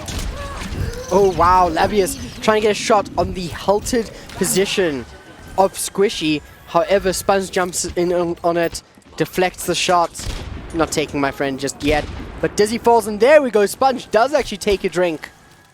Yeah, so we do have the Nano boost up. Shapeshifter going to come up into that Primal Rage. You might see a Nano Rage come out here as they go in for that dive. I mean, the Nano boosted Winston in the Primal Rage could really help get rid of the threat of the Orisa Hog, but it also is a lot of resources to dedicate to that attack as they move on forward. Shapeshifter goes up in the sky, trying to deny space to the DPS of Lavius and Mito. So one of the things here is that they're playing double sniper. They don't have to worry about shield break here. Shapeshifter is going to be finding Lavius, though, but the rest of the team has just been crumbling behind them. Their main tank needs to definitely stay with him a little bit more, or they're just going to wait on this high ground for the rest of the team to regroup. They've got 6 ultimates up here. I think that was a good move by ACK, just clearing out the threat of the Widow on the high ground, making it a little bit Struck unsettled. does find Visions. That means that there's no Transcendence for this fight. They can move forward without worry. Here comes Shapeshifter with the Primal Rage. Here's the Dragon Blade with the Nano Boost. And they're just going to be cleaning out, using up 4 out of the 6 ultimates and a swap over for Dizzy onto the Wrecking Ball. Well, I mean, they used 6 ultimates there because Self-Struck went over the top. The Nano Blade did have a great effect, Primal Rage especially, just to bash away Blur and Severin from setting into their defense. But now, on the inverse, Goliath Gaming are going to have 5 ultimates up. And all that they have is the Rocket Barrage from Squishy. And, I mean, they're going to be looking for, there's a beautiful hook. Make sure that Squishy can't even use that barrage before the fight even starts. Not at all. Dizzy's going to be coming in, just disrupting a little bit with his grapple hook. Oh, these healths are absolutely massive from Blur. They need to start converting them to kills. Right now, Transcendence comes out from Visions, a Dragon Blade, and a Dragon Strike as well from the side of Mito, causing for them to back off. Whole Hog coming out too from Severin, and that is a lot of ultimates being put into a single fight win. I mean, that's not as near as many ultimates as ATK committed in the last fight. So, you know, right now both teams are just outing to their full potential every fight they can, except for Squishy, who's actually holding on to that barrage quite nicely as he gets revived by Michael. Going to go back in the fight, probably going to go over the top here, see if he can get a sneaky backline barrage. Yeah, and Dizzy finding an early kill is really important, but Shapeshifter falls early in the fight as well. Dizzy, Adaptive Shield, not going to be keeping him alive at the moment. And Lavius, we've been waiting for you to pop off, and you're doing it now. Yeah, Lavius finally finding some form of momentum with this Widowmaker. Is definitely doing the job he has, making sure no space for Squishy, no space for Sponge either. And even though Sponge's primary job is to just dive onto this Widow and counter him, Sponge unfortunately not able to do just that. So much protection being put onto Lavius right now by Goliath Gaming. Now Lavius is trying to find the kills on their Squishies. Struggling a little bit here. Shapeshifter very, very low. His shield's going to break, and he falls right after his Visions with a well-placed headshot. Mito in the air. He's going to be looking for some kills, but Severin gets slept. Still finds the kill, though, and ATK's attack here is falling apart. Yeah, ATK's attack really needs to be able to mount through the health pools of Severin and Blur right now, but it's not working out too well. Severin, even though he got put to sleep and frozen, he was just able to get out there, use that, take a breather, and suddenly back in this fight. You know, got to mount through that health pool, and the dive just isn't going to do that for them. Yeah, Shapeshifter getting hooked, taking a lot of damage. Here's the, oh my word, Lavius getting Sponge as soon as he falls down for the Dragon Blade. Not much can be done in this situation. Dizzy is nano boosted, but I do not think that it is going to be enough here. Yeah, maybe Toxic just misclicked on that nano boost. Got Dizzy in the way instead of who he actually needed to do. Probably wanted to nano the blade, but the blade got taken out, and as a result, Dizzy got put on it. Not the best use of ultimates by ATK, not the best push by ATK. Great defense here by Goliath Gaming, finally finding some footing, using the Widowmaker quite nicely. Oh, Lavius played exceptionally. Yeah, Lavius doing really well to keep Squishy 100% out of the fight, even to challenge that Genji, and honestly, doing really well here. Running the dive against the Orisa Hog, definitely not what ATK should be doing. They just don't have the output, the damage output to deal with the health pool of those Hogs. And even though the Mei was constantly in that space, trying to get some freezes of once Squishy had switched onto the Mei, there was no one else really to capitalize on what Squishy was doing. Yeah. And Visions, I have to point out, he is playing so well. He got so many kills there. His headshots were landing so many times. And I mean, Zen's one of those characters that when you play him, he's not actually the easiest to land your shots, just from like your average player. But if someone can land their shots a lot, and I mean, both sides have very prominent Zen players in both Visions and Michaelele, but Visions just coming out on top in so many fights there and getting fantastic picks. But now, Lavius opting for that Hanzo over on attack, and Toxic going over to the Baptiste on defense. That's a good move. I mean, the Invulnerability Shield has been such a thorn in the side of Goliath Gaming on their attacks against ATK defenses. And, I mean, Goliath Gaming have proven that they don't know how to break through ATK. So, this could be very much ATK full holding this one and winning this outright. Because, really, Goliath Gaming haven't had an answer to the defense. Yep, and they haven't yet, but Mita on the Farah, and if you look at Hollywood, there's a lot of space for him to move around and kind of go in, not undetected, but undeterred. So it really depends what happens here. Okay, Hook not connecting. Shapeshifter using up the Fortify really well. He is discorded though, which could spell a word of pain for him. Mito just needs to challenge Squishy a bit more in the sky. Squishy getting a little bit too much value, spamming down those rockets. Squishy also needs to get some more value there as well in the sky. Seems like Pharmacy's probably working out for the teams, but they're not taking each other out. There's no really counterplay, and as I say that, Squishy has Mito in his sights. Severin picking up Shapeshifter is a great start for the movement of GG. Sponge, no shield to hide behind. Has to be healed up by Toxic, but Toxic falls, Sponge falls slightly after. Mito comes in with a fantastic 2k, and I spoke about Visions and the headshots, and down Dizzy goes. Yeah, see, this is much better from Goliath Gaming. They're not playing the Squishy. They're not acknowledging Squishy's existence. Rather, just try heal it up, keep the aura heal around the Orisa, ignore Squishy, get onto the point, and then once you've gotten the picks, then focus on Squishy. Much better performance here. Even Mito, who one of his roles would be to challenge Squishy in the sky, is ignoring Squishy, rather going into the backline, getting those key pickoffs. So Goliath Gaming a little bit better, managing probably to get their heads back in this game and not be frazzled by the threat that Squishy is proposing. I mean, on the escort now, ATK do still have a chance to win this map outright from holding this, and you can see they want that. Shapeshifter playing very far forward, Health not connecting anywhere. That's some big cooldowns used up on GG's side. Shapeshifter still just trying to keep the shield up, and now a really, really nice immortality field there that Mito wants to deal with. It does pull down thanks to Visions, but Visions is low. In comes the Transcendence and the Rock Barrage from Squishy. Squishy does fall, he only picks up one, and Mito Labius finds Makalele in the background, and now Toxic is the only healer alive on the side of ATK. Did use the Amplification Matrix though, which helped out a lot, and Sponge has picked up 2 kills, make that 3. ATK going to be continuing their defense here. However, spawn advantage is on the side of GG. They might have to hold further back as they wait for Shapeshifter to get back in the fight. A little bit of an overcommitment there from Goliath Gaming in terms of out Mito going with the Rocket Barrage when he should have waited a little bit longer. Squishy coming in on top of him with his own. Severin is going to have that Oh my word, Labius. whole hog up though. Oh, Labius is popping off, however, and that's really going to be the bane of ATK's defense right now as they go into Labius. this next section. Labius on a roll, pops in for side. Dizzy not going to have a good time. He's in for some more as well. Oh, Labius. What was left? 4 or 5 kills?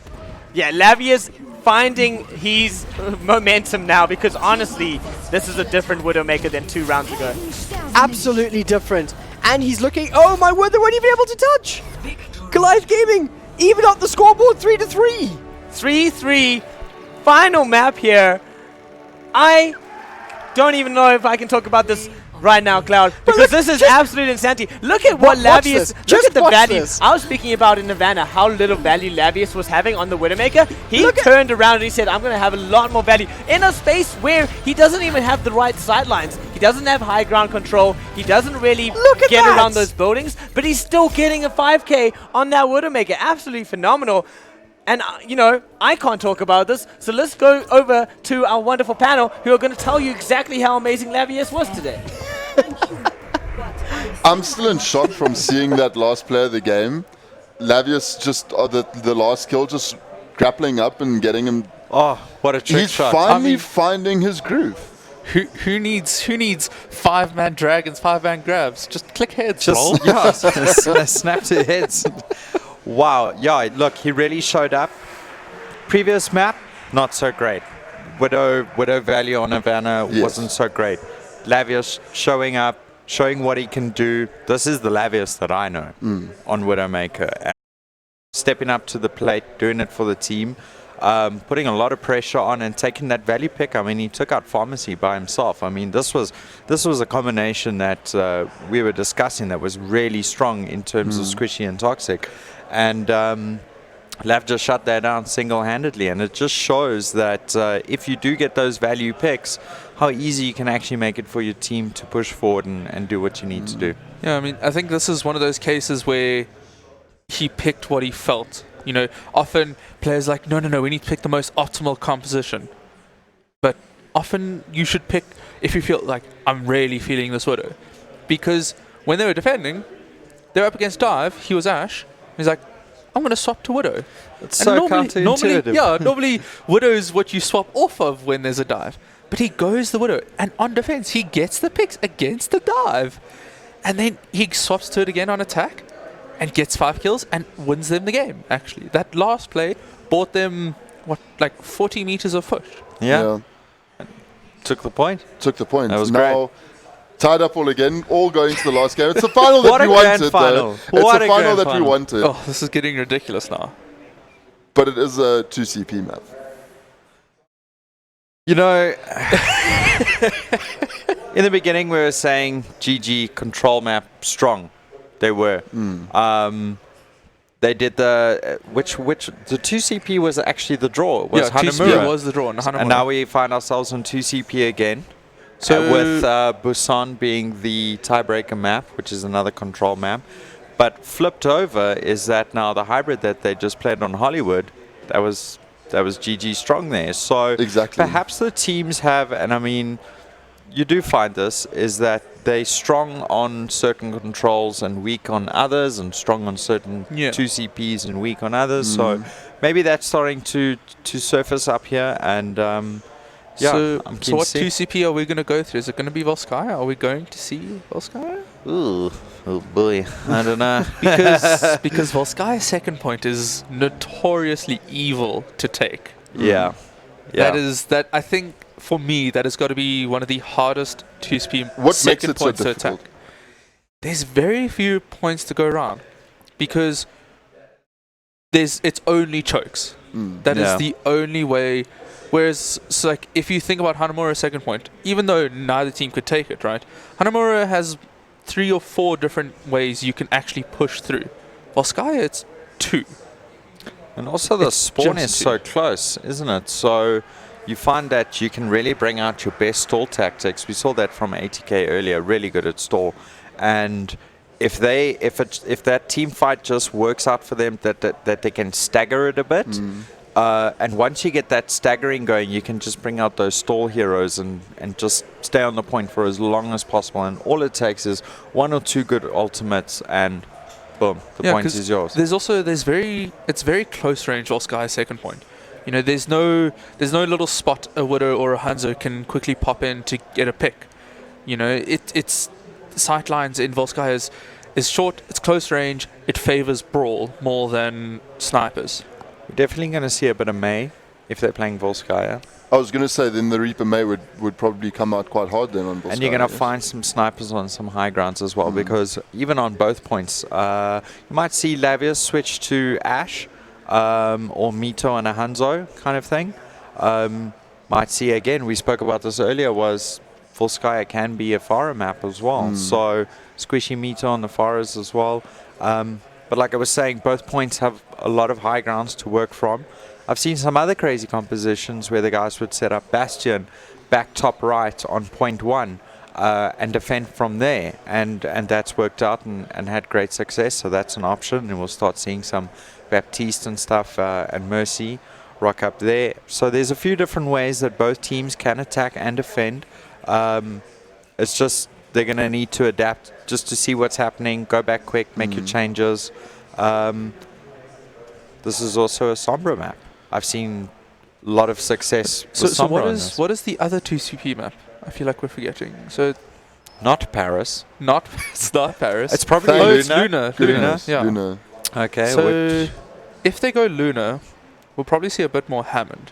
So attacking first point with Hammond is that's often what most teams lean towards. can take that space route and knock them off from the back. If you can get them off that high ground, you can actually contest first point very easily, and it is quite a run to get to that second point. Some other things I've seen is you get like a Lucio and take your team underneath that little balcony, and then maybe your Orisa can halt guys from behind the other Orisa shield off. Yeah. Although if you go bottom left though, it's very hard to do that with Orisa. No, I mean bottom right. Oh, right bottom underneath right. them. Okay, yeah. So you just hug right, you go underneath them with the Lucio, and then you can set up. What are the chances we see Goliath go the Ryan Zarya, Lucio, Reaper May, and they do go that left? Because Ryan with the Lucio speed boosting, you can get left and you can go directly onto a point. Yeah. So there's a few different ways that they can attack that, but Luna is notoriously difficult to get onto the point. Yes. Let alone, point 2 There's is a a lot whole of- nother ball. There's a lot of range to work with, so the snipers could come into play there as Yes. Definitely. Luna's not really a Pharah map. You don't see Pharahs on Luna. The roof Not is so just much. too low.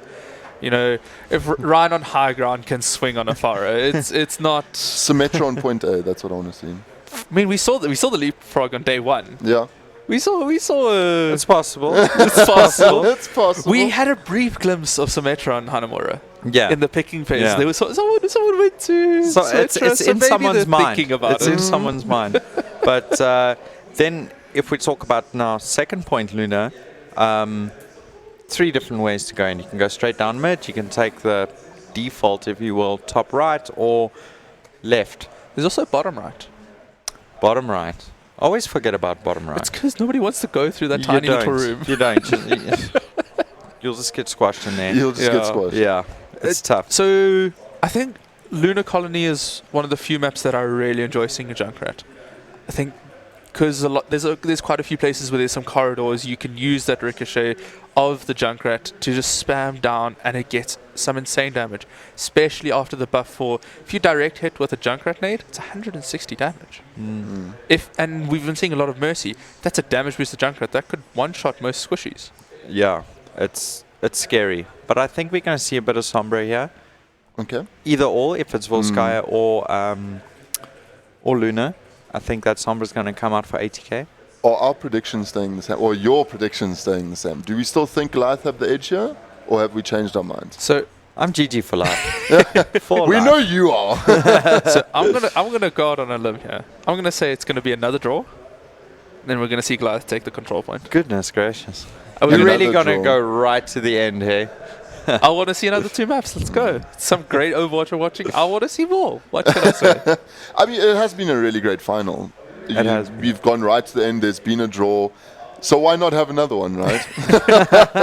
I mean, there's also very few maps have been just one-sided. It's always control maps are 99-99. Yeah. The 2CP map we saw went to overtime. Both teams couldn't take that last point. I think the most one-sided was Hollywood, where the attack from Goliath just pushed so hard. Yeah, at the and end their there. defense was also really great, just to stop him in that street phase. Street phase is really difficult on Hollywood, because if you can snowball the first 2 team fights in there, you can that point's basically yours, and then it's just the last point that you got to do. So props to GG for Last point on Hollywood is also quite difficult to take those. it. Can be, yeah, definitely. So props to those teams for getting there and doing that. But moving along and looking at this next, and at the 2CP map that we're about to, we're not too sure what we're going to see. But how are the comps going to change? Are we going to see a lot of switches depending on what do you guys think is going to happen? I think it depends on the map, because we saw, before Hollywood, there was one instance of some dive, but Hollywood came out and ATK instantly went for dive and attack. They started there and it worked for them. They got that first point relatively well. There was a few hiccups here and there, but they got through, and then they stalled a bit in the streets. Unfortunately, Goliath just won up them a bit there. But yeah, it's so map dependent, because we've got Volskaya and Lunar Colony. They're both 2CP maps, but they both play so differently. So I think, if we run through it real quick, Volskaya, we're going to see a lot more static tank setups, more bunker sort of play. Okay. And Luna, you could see ATK, who's Shapeshifter and Dizzy playing the dive now a lot during this tournament. They could bring that out on Luna, and in the same breath, Blur can hop on his Hammond and Severin on his Diva. Then so Luna a little bit more divey, Volskaya a little bit more bunkery static setups. Yeah, I think that's what we're going to be seeing. With Sombra for both, maybe. I know I'm hopping on the Sombra, but this Sombra sounds like an important pick for you on this these 2CP EMP maps. is out of control on 2CP maps, because when you're defending, you're all very clumped up together. Yeah. And that gives EMP such great value. And we're also going to see a bit of sniping. Those battles. You are speaking about that Sombra, but I think it was ATK. Enemy got a 6-man EMP on them, and then they win the fight while they're all EMP. Yeah, it was against. That was very against strange. GG, and I think, was it ATK or Ian? No, I think it was ATK. It was on Route 66. They got EMP'd. Yeah, and then nothing happened. And then they just won the fight. It And was then- very yeah. strange. Is that so much of a game-changing ulti though? If Yes. the follow-up comes. Yes. Yeah, because you can't do anything. You can't you can't respond. There is no response to the enemy. All you've got is your left click and right click. Yeah. That's all that you have. And a lot of the times, healers, they feel negligible without their abilities. You know, it either amps up what they do or it brings the utility that those healers need. Yeah. So this is what makes that support positioning so important. So say, for instance, you've got either Beat or Trance up, and your ult tracking on your team is really good, and you say, guys, Sombra's got EMP. These guys are going to have to play like Season 1 Mercy Hide and Seek Champ 2019 and really just find a little hidey hole and stay there, listen for the EMP, come out and save the team. That's the only way to sort of get through that EMP, otherwise they're going to struggle. We've seen some crucial reses though from the Mercy. That really, for me, it's been such a game-changing thing at this point. I think Lagbeast was playing it earlier and getting some of those reses off. Saying that, we're going into the final game, the last game of today, potentially. And Trinok, Cloudburst, take it away, gentlemen. Thank you, Roy Coyle. There is no potentially last game here because it is going to Route 66, which my voice is currently rejoicing about because it means there's no opportunity of a draw and a tiebreaker map. We get to see it ended here and now. Of course, on Havana, we did see that sneaky pirate ship tactic for ATK. They could bring it out again, but if you're Goliath Gaming, you have to be expecting it now as you're setting up your defense. Probably going to set up that defense by Big Earl's road stop. So let's see what they do here as they set their defense. Mito is going to be on the Pharah, of course, just making sure that he's challenging the Sky, but no Pharah for ATK. That's probably a troll pick right now, so I'm not actually going to talk about that. Let's just see what GG's doing. I saw what it was, and I was like, that's probably a troll pick. So they do have the hook. Their hook to just get down that sidelines with their hook, really challenge the space, make sure that there's not a lot of movement into new space for ATK. Lavius has been popping off on the Widowmaker. He has some great sidelines down this road. If he can pop off again, it's going to be not a great situation for ATK. And obviously you got Blur on that shield with the Orisa just to fire down that turret. So it's really going to be a fun time. Yeah, and Blur's been playing exceptionally well on the Orisa, but it's actually just a scout from the side of ATK right now, a Sponge over on the Sombra, wrapping around just to see what's happening here. Yeah, Sponge definitely just scouting it out, might see some changes coming through as Shapeshifter moves off the Wrecking Ball onto the Orisa. Now they got the Orisa Diva, so going to be able to open some space, and there's the pirate ship that we were expecting to see as Sponge comes out with the Bastion. I wonder what they were looking for, like what was the decider of like, yes, we can pirate ship here, because I'm still worried about what could happen as soon as they wrap around this corner. Mito is going to have a fantastic firing line over onto Sponge. And Lavius is going to struggle here, though. Yeah, just that shield break of Sponge is going to be huge. Lavius might not have the space that he needs to really pop off as Dizzy moves on the high ground, gets hooked away. Dizzy just using boosters to stay alive. Great ice wall coming in from his teammate on Squishy. And no contest just yet. They're so scared of this Bastion. They have lost Dizzy, though, on the side of ATK as Blur takes him down. But there's just no contest. Oh, wait, there's a big hook over onto Sponge from Severin. He gets frozen and taken out. Shapeshifter trying to find something here, but he has an Orb of Discord on him. And Mito just cleans up the payload. Yeah, that was a great move from Goliath Gaming, letting them get way back, waiting for the hook to come off. Once the hook comes off, getting that Bastion off the payload, and then it's all yours. The marbles are yours. Just dip your hat in the bag, take the marbles out, and roll them on the floor. But now the swaps have come out. See Sponge switching over to the Hanzo instead of the Bastion. Yeah, it's going to be impossible to set that pirate ship with the positioning of Goliath Gaming. Having that high ground control over the payload, very good choice, switching off of him, getting the Sponge, getting some shield break going on here. So let's see what ATK can do. This is Shapeshifter tries to establish space near the payload and moves on forwards. Oh, but the Rocket Barrage from Mito takes down Squishy. Sponge does find that, though, and they lose their main tank. ATK are not going to be able to continue this push without the main tank unless they can pick up these kills. But Severin and Blur are working so well together, dancing around the shield and getting rid of Dizzy here. And Lavius finally finds some space to work with. He's got that Infrasight, going to pop out those wall hacks, get the information that they need. Sponge did really well there to try keep his team in the fight, but there was just too much that happened. Severin doing really well with that hook, getting rid of the backline, making sure that the tanks have no health pool to deal with. Okay, moving up. Changes though. Michaelele over on the Lucio. He knows he needs to get there quickly, and Toxic on the Batiste. He knows that he wants that immortality field. Sponge needs to find an early pick here, but Mito is ready to go, playing vertically. He actually manages to split up the team quite a bit. Dizzy does chase after him, but the concussive missile manages to make it so that he is not dead. He is just out slightly scathed. Sponge, Toxic are going to fall, but there's a Blizzard coming in from Squishy. Vision's ready to go with the Transcendence. There's still a Supercharger up. Lavius is on the high ground, and he's looking for the sidelines for some kills here. And manages to take down Squishy, ending the attack of ATK right now. It looks so good with the pirate ship, but now it is just dwindling. Goliath Gaming played that pirate ship perfectly, simply because they let ATK have the space to move into a very dangerous position rather than challenging it and just getting absolutely obliterated by the pirate ship.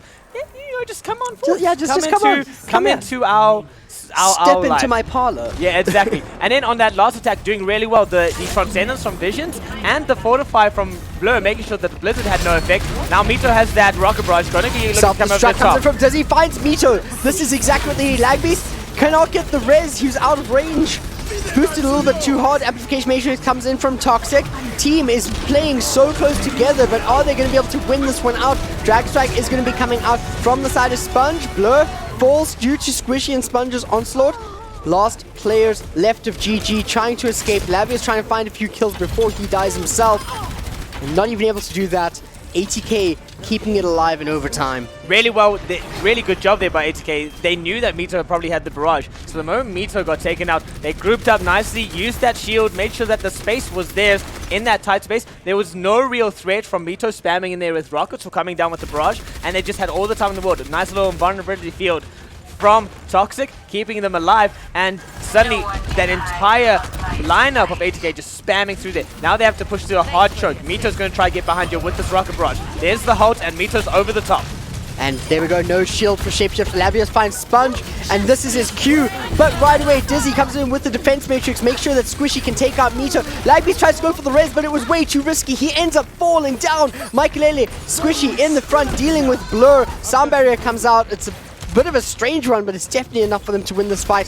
They want to find some more kills to stagger GG. Yeah, a little bit of a strange sound barrier there from Michaelele, but he was mostly just making sure that his team was going to have a nice little opportunity to continue to push forward. No ultimates on GG's side. They will have that Valkyrie, Transcendence, and Supercharger up soon, but Squishy does have a good Blizzard opportunity. I do like Severin though. Swapping over to the Diva, does not want to play on the Hog any longer here. Needs the defense matrix to deal with what ATK is bringing up. But Dragon Strike onto the top, not finding anybody. Lots of damage being applied onto ATK, but the Blizzard is going to be the decider of the fight. Visions has to use the Transcendence, but he's only using it on one of his teammates here. Severin walled off, did not get any healing value. Supercharger comes down from Blur, and they're going to be continuing this fight. Although ATK Squishy keeps finding the kills on their support lineup. Mikelele takes up Blur, and InSponge comes, swapping over to the Doomfist in the nick of time. And somehow, this is still ongoing for ATK. Yeah, absolutely phenomenal play here from ATK, managing to hold on to this payload, mitigating everything that Goliath Gaming is bringing at them. And there we go, that's a good swap up for Goliath Gaming. The Reaper, the Mei, getting into that close range fight. Severin might switch back onto the Roadhog, although he is having a little bit of an impact there with the defense matrix. So now can get the ability to get right in the faces of ATK. Truly, you need to just get behind it. You're probably going to have Blur trying to set that shield onto the high ground, give them some space, and then just drop down and take the brawl. Especially with the squishiness that Sponge is presenting, ATK could be in for a rough ride. I do like Mito over on the Reaper. He's playing up close for a self-destruct from Dizzy. Oh! 3 players! This is exactly what ATK needs. It is their last run. We are on the final map, and Dizzy is just being an absolute showstopper. Dizzy with a self-destruct to end all self-destructs. Basically just launched a tactical nuke at Goliath Gaming, as now they have to get back on this defense. They do have an opportunity to set it and set it up nicely. I don't know how Lavius is going to work out with the Reaper, but we'll find out. If he can charge that bulb out, he could do a lot to stall out ATK. Okay, Sponge is trying to find some kills with the Rocket Punch, but he's not quite succeeding. He's got Blur out of position. Lavius taking down the Immortality Field, though that's on cooldown as Sponge falls to Visions, who is doing a lot of work over there on the Mora. He's going to be working towards that Coalescence because he knows that could end the fight. 45 seconds left on the clock for ATK's push. Great rotations here from Goliath Gaming, moving up, pushing that shield up with them, just pushing ATK on the back foot. Now they need to back off, get a nice little solid defense here. They're being far too aggressive, and ATK can abuse this, and there we go. Coalescence does demech Dizzy, so actually getting a little bit of a stagger here with Mito. So in the end, working out for Goliath Gaming, but ATK could have punished them there and truly had an opportunity to just counter push this I payload forward. absolutely love Goliath Gaming. High risk, high reward, and they got all the reward from their risks. Yes, yes, all of the risks, all of the rewards. Final fight territory now. ATK have to just get the picks and make this a viable thing as the Matrix goes out. Lots of healing and damage being applied onto Blur, but they need to get closer to the point. They don't want to have a C9 happening here. UGC, Sponge jumping right in, but booped away from Lagbeast and killed by Lavius midair. He has another self-destruct. It's coming in from Severin. Break shapeshift to shield. That means that he's completely opened up to all of the damage. Squishy kept with the rocket barrage, but there is no value gained from that one as Mito cleans it up with a Death Blossom. That Death Blossom, insanity. Squishy out of position, trying to launch a barrage into the backline, but way too overexposed, and Mito just pounces on them. Very well played here, losing Blur so early on in that fight. Really not a good situation to be as you Goliath Gaming. But then, that Doomfist not having the value, not getting the focus and power that the Doomfist really needs to be able to actually win that fight out. Gets booped away by Lagbeast, taken out almost instantly. So like a little bit of a DPS mismatch there. Should have been playing something other than Doomfist, especially with a Reaper and a Mei on the other, or Reaper and an Ashe at least. The Reaper, a little bit too powerful here. Maybe the Mei would have been best. Make sure when the Reaper's in that tight space. Even something like a Sombra, I think, would have worked a bit better than a Doomfist there. Bit of disruption, maybe taking down the shield, even a hack on the Reaper so you can't Wraith, then it's an easy picking for the rest of your team. Once you get rid of Reaper, Shadow Step, it's, you know, it's going to be over. For example, like, he swapped over to the Doomfist at the second point, but then there was another fight that they lost and he stayed on the Doomfist even after using his ultimate and Meteor Strike. I'm surprised there wasn't a switch there, but still, a very, very good push from ATK. I feel like GG has quite a lot to go here. It's not going to be an easy fight for them, but that defense was just so impressive from GG there in the last moments. Yeah, GG really pulled it together, just managing by the skin of their teeth, ready to bring it out. And as I said, it mostly came down to just one or two weird hero picks, weird spacing options from ATK. If they can tighten that up now and they hold this high ground quite nicely, they're going to have a good opportunity of getting through there. Dizzy on this D.Va is going to just be able to push out onto the payload. You're not going to see the pirate ship coming out from Goliath Gaming, but what you are going to see is that Mito's going to have a little space to get over the top. He doesn't have to worry about Squishy on the opposing Pharah. There isn't a hit scanner ready to deal with, so it might just be that Mito gets a good value out of the Pharah for the time being. Yeah. I like the high ground setup on top of Big Earls here from ATK, but they're going to have to drop down eventually as the sightlines are in favor of GG right now. They're playing a little bit back. They know that they have a certain amount of time. Yeah, Blur's doing really well right now to convert that unstable space as the payload moves forwards into a nice little safe haven, just putting the shield off. Maybe a little bit of misplaced in shield there, but with Severin challenging Big Earls with the hook, I mean, ATK have to pull back. It might be a little bit scared of what could happen if one of their players gets hooked out. And also Lavius over here on the Widowmaker trying to find the picks, but there's just way too much cover for the side of ATK. Are they going to pull off what GG did, letting them in and then taking them out? Blur, very low, does get taken out. That amplification matrix doing wonders for the side of ATK. Yeah, well-placed matrix. Squishy just distracting the tanks away. Severin trying to get rid of Squishy. Not there to really provide the threat of the hook onto the attack. And ATK just jumps down onto payload and gives a run for the money of GG. Lavius now switching out onto the Ashe. Going to be looking to get that bow up quite fast. Mito almost up on that barrage. No outs to speak of really for ATK. And, you know, going over the top once again. Just going to poke away at the shield. Try get it down and then just spam through the lines of ATK are going to be GG. What am I saying? You can see that the DPS lineup on ATK trying to find shots onto the Pharmacy that GG is coming out with, but actually struggling quite a bit. Sponge just narrowly surviving death over there.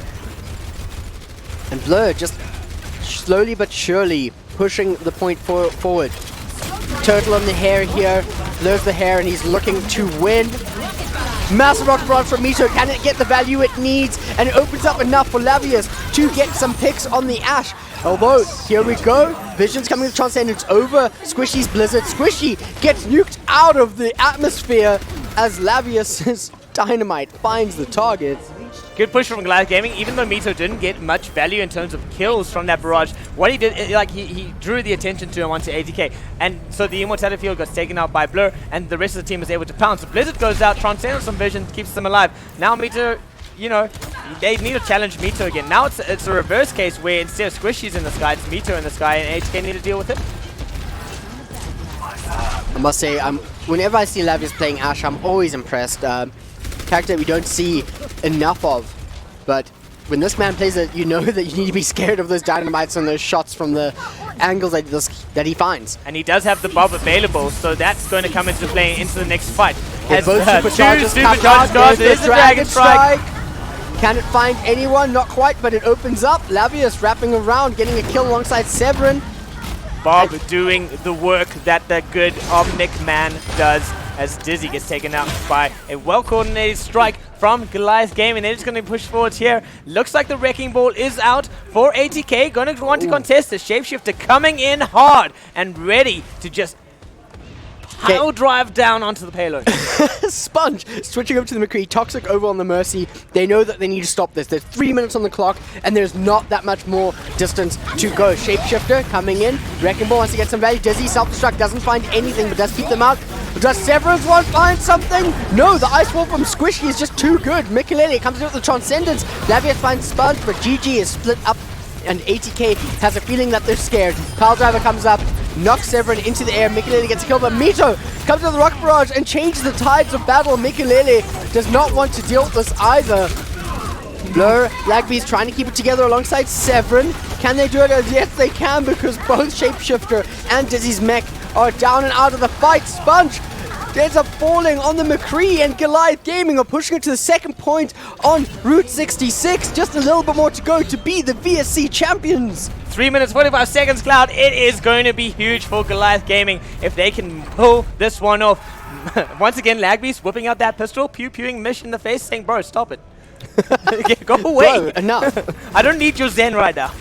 But yeah, pushing down this is going to be a little hard. Shapeshifter and Dizzy definitely going to be doing a lot to keep their team defended. Out goes off. Nice pulls Sponge off of that high ground, and he's on fire, but does get the health he needs. Nice little coordinated attack there from Goliath Gaming. Walled off Cloud as they go into this final fight. Mito now on the Reaper. Lagbeast over on the Lucio. They want to get in. Bob goes in. This is where the fight begins. Dizzy having a lot of trouble and also discorded. Bob gets shredded down. Squishy comes in with the Blizzard for ATK. Dizzy wants to get rid of the Supercharger, but Visions is there with the Transcendence. We're seeing players from ATK drop left, right, and center. There's only 2 of them left on the point, and this is it. Goliath Gaming are pushing it through to the golden rectangle, and if there is nowhere else, they are the champions of 2019's VS Gaming Overwatch Championships. After years of sitting in just the middle of the log, Goliath Gaming finally find themselves as the victors of the VS Gaming Championships. ATK doing everything they can to try to stall out a magnificent attack from Goliath Gaming, but just not enough, Cloud. Just so not close, enough just in the not end. quite there. Lavius doing so much work in the Ashe. As we see in the play of the game, the revitalized roster of Goliath Gaming coming into 2019 has flipped the scales on what we see in South African Overwatch. And by all means, you are right. I will wear my shirt with pride. Actually, it's Pac-Man shirt. I will wear Pac-Man shirt with pride. Okay? That was absolutely phenomenal. That final fight really just went in favor of Goliath Gaming. Beautiful Blizzard came out, but Blur was ready to fortify. Transcendence was there, and it just shattered ATK's attack because they were all waiting for that Blizzard to really just pounce on top of it and absolutely decimate Goliath Gaming's attack. Instead, what happened was Fortify, Transcendence, Dizzy now just suddenly in the line of fire. It's like, I don't know what to do here. Cloud, I have something for you. Oh, do you know? There's a little bit of a consolation prize, you know? Consolation prize. Gotta stick that on your head. Sneak it in there. You just wear the hat, Cloud. Hey, now, now it's better. Now you look better. It's way too big for me, actually. I know it looks very It's strange. not made for tiny people. Yeah, I guess not. I need tiny hats for tiny people. Yeah, you need a Hobbit hat. Do Hobbits get their own hats? I don't know. I'm pretty sure Hobbits have to make hats. I'll have to consult with the Shire. They're very tiny, right? They have to have their own enough hats. about my heritage. I just want to say, Goliath Gaming, well played. ATK taking second place. That match, we went to 8 maps. Okay, in the best of 7. Those lads are tired right now. Right to the They've end. had a fight of their lives. 3 hours of playing Overwatch, absolutely mentally taxing. And what also is mentally taxing is having to shout about Overwatch for so long. So let's just give it back to our panel, who is going to quietly talk about it. How quietly? Quietly, I don't think that's ever been in my ballpark, but congratulations to Goliath Gaming. They are our VS Gaming Overwatch Championships. Cloudburst Chinook, thank you so much for bringing us all the action for the weekend. Gentlemen, last thoughts, what do you think about that game? I mean... I'm emotional. It took everything for me not to scream at the end there. It was such a tight grand final, went down to the last map. Fantastic. Well done, Goliath Gaming. I mean, we were all sitting here on like a knife's edge going, who's going to win? Who's going to win? Because, it was really scary because Goliath, they held really well, first point. Second point, it just looked like they collapsed. And then just before ATK reached that final few meters, Goliath they decided, no, this is where you're stopping. Thanks for coming. You got as far as you're going to get. And they held so well in that last point. They got a bit over aggressive, but it worked out for them at the end, using the coalescence on that Moira just to get the Diva out of mech as well. Oh. It was really good work, and I think it's just a testament to how Goliath have been playing the whole weekend, and they've just been playing really clinical Overwatch the whole weekend. There's been a couple of slip-ups here and there, comps and stuff, but they've pretty much come through the winners bracket and won everything. This has been a long time in the making. Coming from obviously the team itself, is that we've been struggling really hard to try and get into a grand final, and for the boys to do it after a few roster changes, a lot of coaching, a lot of help, a lot of hard work went in by the boys and the management to get them to this point, and they pulled it out. They did it. I was speaking to Lagbeast earlier, I think it was either yesterday or Friday, and he said, we want, we guaranteed top 2. That's what they came in here saying, that's what they did. And they didn't just get top 2, they won the whole thing. They take the prize money, they take the bragging rights, and well done to them. I mean, the roster's been around and they finally got there. Yeah. No, it's incredibly well played. I mean, I think it shows, right? We have to give massive props to the organization itself. The players played extremely well, but now this organization has put together 3 teams that have been playing extremely well. They came first in Dota 2 as well, if I'm not mistaken. Counter-Strike. Did they win? It's been a massive year. Second in Counter-Strike. Big Five. Big Five won. Big Five took the gold in Big Counter-Strike. Five took the gold in Counter-Strike. Did they? So, You're talking to the Fair enough. A stag 2 corrected. golds and a silver from one organization. Yeah. Over Look, 3 different titles that has to speak to just And if I'm not mistaken, Goliath's FIFA player won as well. Yeah, he won as well. He won the LAN qualifiers. Yeah. Okay, this is just getting ridiculous. What is Goliath feeding their players? It's been a massive year. Can I have some of that? GG. Maybe it's the shirts. I want Look, I was also chatting to Goals, who's obviously the owner of Yes. Goliath Gaming, and he said, it's been 3 years in the making as well for him and all his teams to be performing this way, and this is just like the final result that he really, really wanted, was for the Overwatch boys to also, grab it in the end. So, GG management, they really are golden people, I mean, and he has to be extremely proud. He is super proud. So. Yeah, I I'm could sure the guys imagine. are going to be celebrating pretty hard today. He's also, the organization itself is also very family, everyone gets super emotional about each other. I mean, just one person to mention was Sticklish. He was at pretty much almost all the events as well. Sort of thing. Yeah, Lagbeast, he popped in for the CSGO and Lagbeast the Dota 2 as well, events. yeah. I saw him both weekends, Yeah, it very is. It's a family vibe. So once you're in GG, you're part of the family. We'll all go to each other's events and support each other. And, if they can't make it, messages are coming through all the time from the other players. So, and that's the sort of support that you need underneath you to really bring out your best. And GG do it well. Yeah. Taking nothing away from ATK though, they also played brilliantly this weekend. Taking home second place is nothing to shy about. Obviously they wanted that first, but taking home second there as well. Through the whole tournament, especially in that lower bracket final, they looked really, really dominant, and they came to play today as well. Yeah, this was 8 maps they played to the brink. They brought everything they had, and they played extremely well. They did. Really, really well played, especially from Squishy. Toxic, we saw in the last map here, had his ultimate up so much. So fantastic support play from him and Mekalele as well. Shapeshifter, what a beast. I mean, that's a team next year when we're going to be watching. ATK is going to bring the thunder, and I mean, they're really, really strong. Very well played to them. It shows such good growth for the Overwatch scene in SA though, because now it's not just one team. Now you have 4 teams that because even the OG team was doing, they played really well. They came in fourth, unfortunately, but you have now not just Energy taking everything home. You have a plethora of teams that can come and contest. No, it's great to see. It really speaks to, I think, the community as a whole.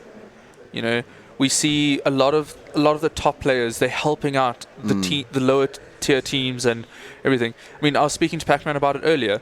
Lagbeast, he goes out of his way to ask teams, "Hey guys, I've got some time.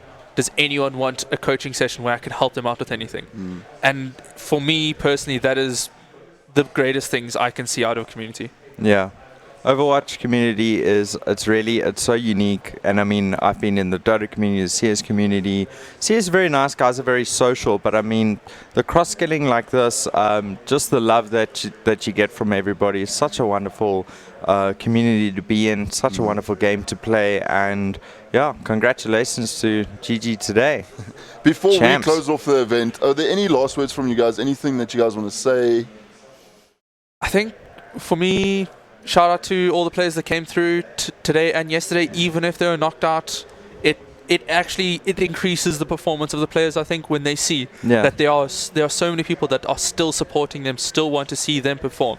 You know, if you know that my mates are in front of me, I want to play better, right? Yeah. Just saying on to that, I think this event, just sitting up here watching the games, you could hear the crowd cheering, screaming and going mental. I think it's the biggest support that we've had here on a finals day throughout any of the titles that I've been here for. Yeah, look, it's electrifying actually to see the amount of like support and hype that the guys are bringing in. So definitely the players, the supporters. I saw parents pulling through. Everybody at home, don't forget them as well, because a lot of guys couldn't obviously make it up to Joburg. So them and yeah. Thank you so much, gents. Thanks for joining me on the panel this weekend. It's been great having you, and thanks for bringing all the insight through. Just before we go, a couple of mentions and thank you. Thank you to all the players. Thank you to all the supporters that came through. You guys, without you guys, we wouldn't have had an event to talk about. So thanks to the players, the admins doing a great job downstairs as well. To the production, the guys behind the scenes doing great work with all the graphics. Talent, Trinok, Cloudburst, Earthy, Pac-Man, myself.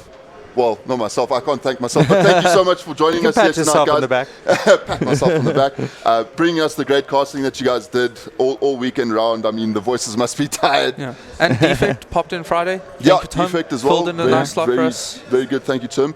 And to the Maverick Gaming Center for hosting us this weekend. Oasis, Matrix, thank you so much, guys. And VS Gaming for running this event. Thank you so much for joining us. That is it for us. For Overwatch this weekend. Thank you so much for everyone who tuned in, and have a great rest of your weekend.